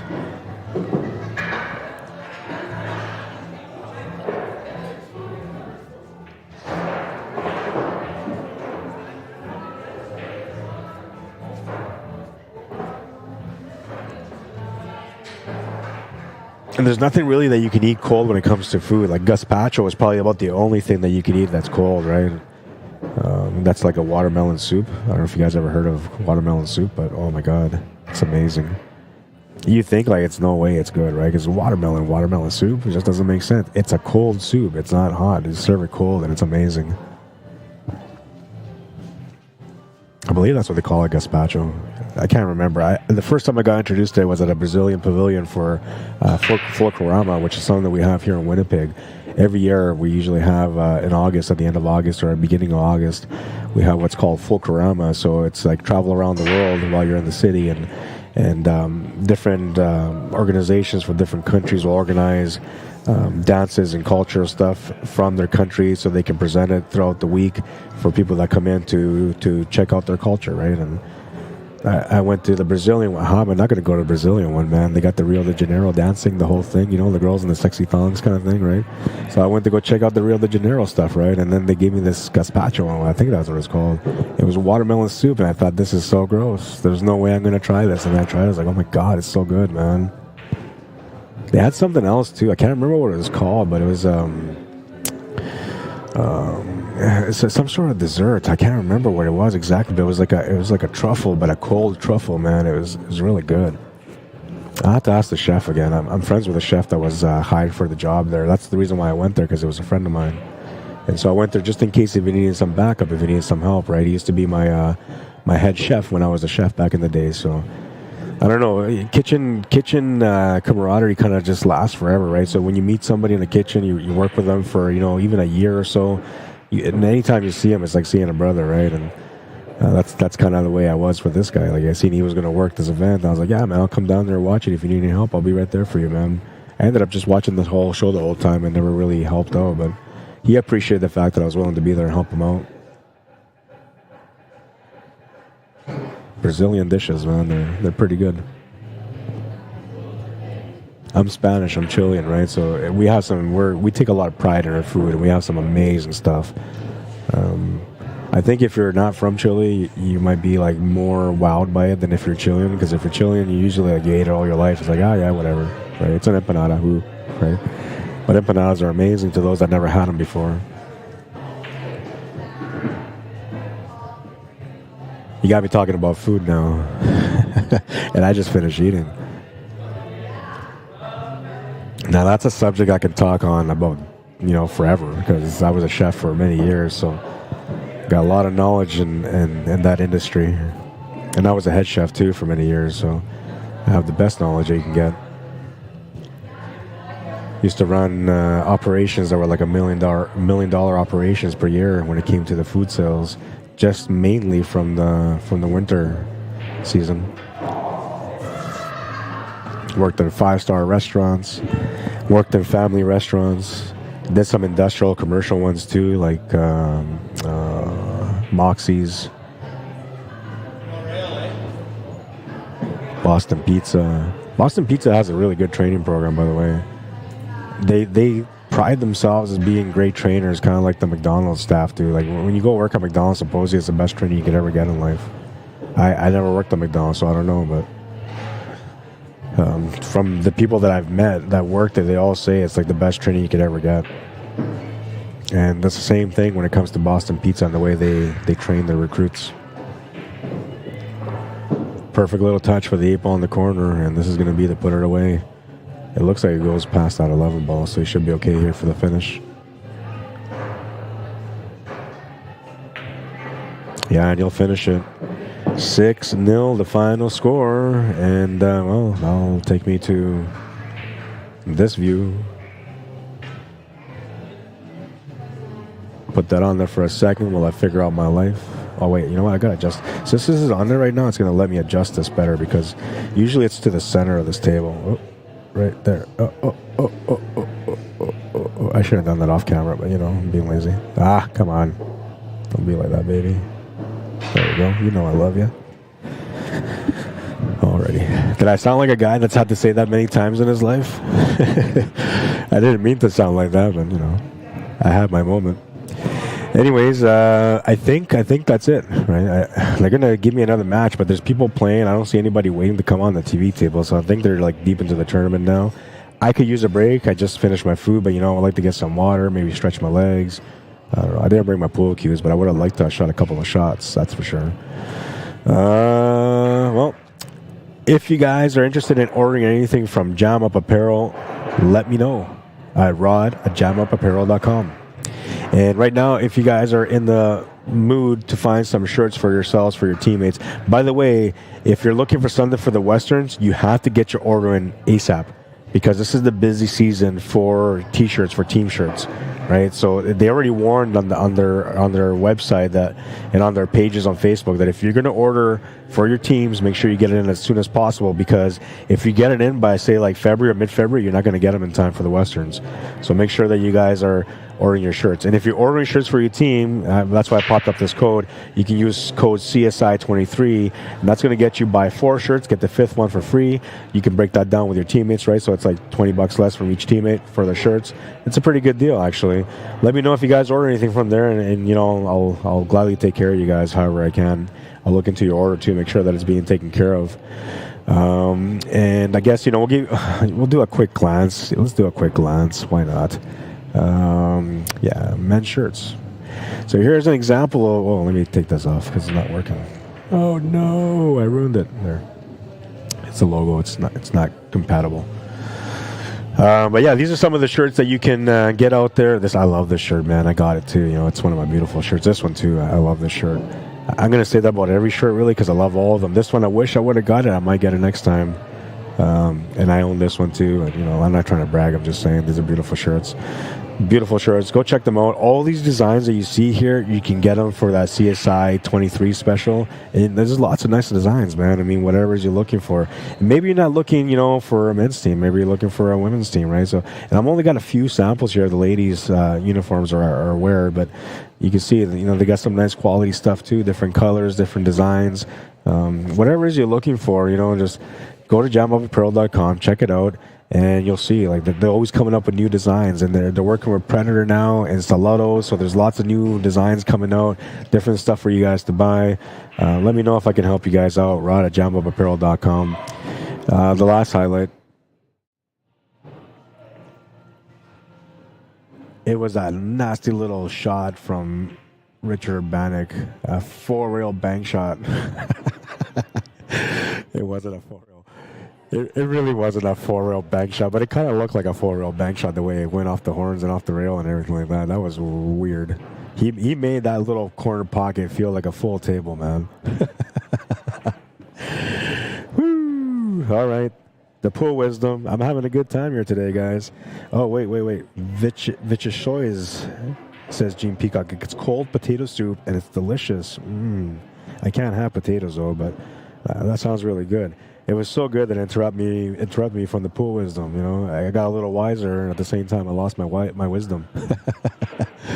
The more you sweat in practice, the less you'll bleed in battle. I'm telling you right now, your time is coming, man. You can become the champion within, but it's a process, right? And when you figure out that process, you're going to get there. But you can't figure out that process until you're true with yourself. Figure out what it is that you can do. Figure out what it is you need to learn and work on it, right? It may seem irrelevant, right? Like the smallest thing, it may seem so irrelevant. But the next time you go to the table and you find that same small irrelevant shot, you're going to know how to make it.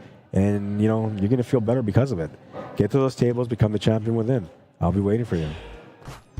And I hope you guys enjoyed the stream. I will be back with another stream. You know, it's going to be the semifinal, the A-side semifinal, A-side final, the B-side semifinal, the B-side final, all the best matches of the day. They're all coming up next on the next stream. It may be, you know, 15 minutes from now, I'm hoping, because I would like to get a little bit of a breather, you know. Maybe call home, check up on my little ones and see how they're doing, right? Catch a little breather. But yeah, my name is Rod Arriagada. If you guys want to add me or follow me on Facebook, make sure that you guys do. And if you want to check us out, you know, or you want to check me out on YouTube, you can go over there on YouTube and subscribe to my link as well. It's under, if you want to just look me up through my links on the post and on the comments, you can do it that way. It's probably the best way. But you can also just look me up under Rod Arriagada / CSL, which stands for CUESPORTS Live, CSL Manitoba. and you'll find me on YouTube, and then subscribe to my channel, and you'll see all the stuff that I post. And I'm streaming both on YouTube and Facebook now. I'm uploading footages on YouTube slowly, and I'm gonna keep doing more things on YouTube for those of you that subscribe to the channel, just to make it worth it for your effort to subscribe to the channel in the first place. So where else gonna go? If you guys want me to come out to your town and message me, then message me at cslmanitoba@gmail.com. If you want to support my work, you can also do so via email or PayPal at cslmanitoba@gmail.com. Just try to remember that email, man, cslmanitoba@gmail.com. As long as you do, you can get a hold of me. And that's going to be it for now. Oh, and don't forget, if you've never been to our Facebook page, make sure you guys like and follow. Hit that notification page or notification button on Facebook, and then you're going to get notified every time we go live. I'm stumbling all over the place, man. I need that break. I'll be back soon, guys, with another couple of matches for you guys, and we're going to end up having a great finish today because we got lots of great players in the building still. Lots of great action coming your way. You have a little bit of time to go get something to eat, maybe go have a smoke, but that's all you really got. And I'll be back soon, guys. Cheers. Thank you for liking. Thank you for sharing. Thank you for watching. And those of you that subscribe to my YouTube channel, thank you for subscribing. I'm telling you, the road to 1,000 has been a tough climb. But you guys are helping me out one step at a time, and I appreciate it. All right. I'll be back, guys. Cheers.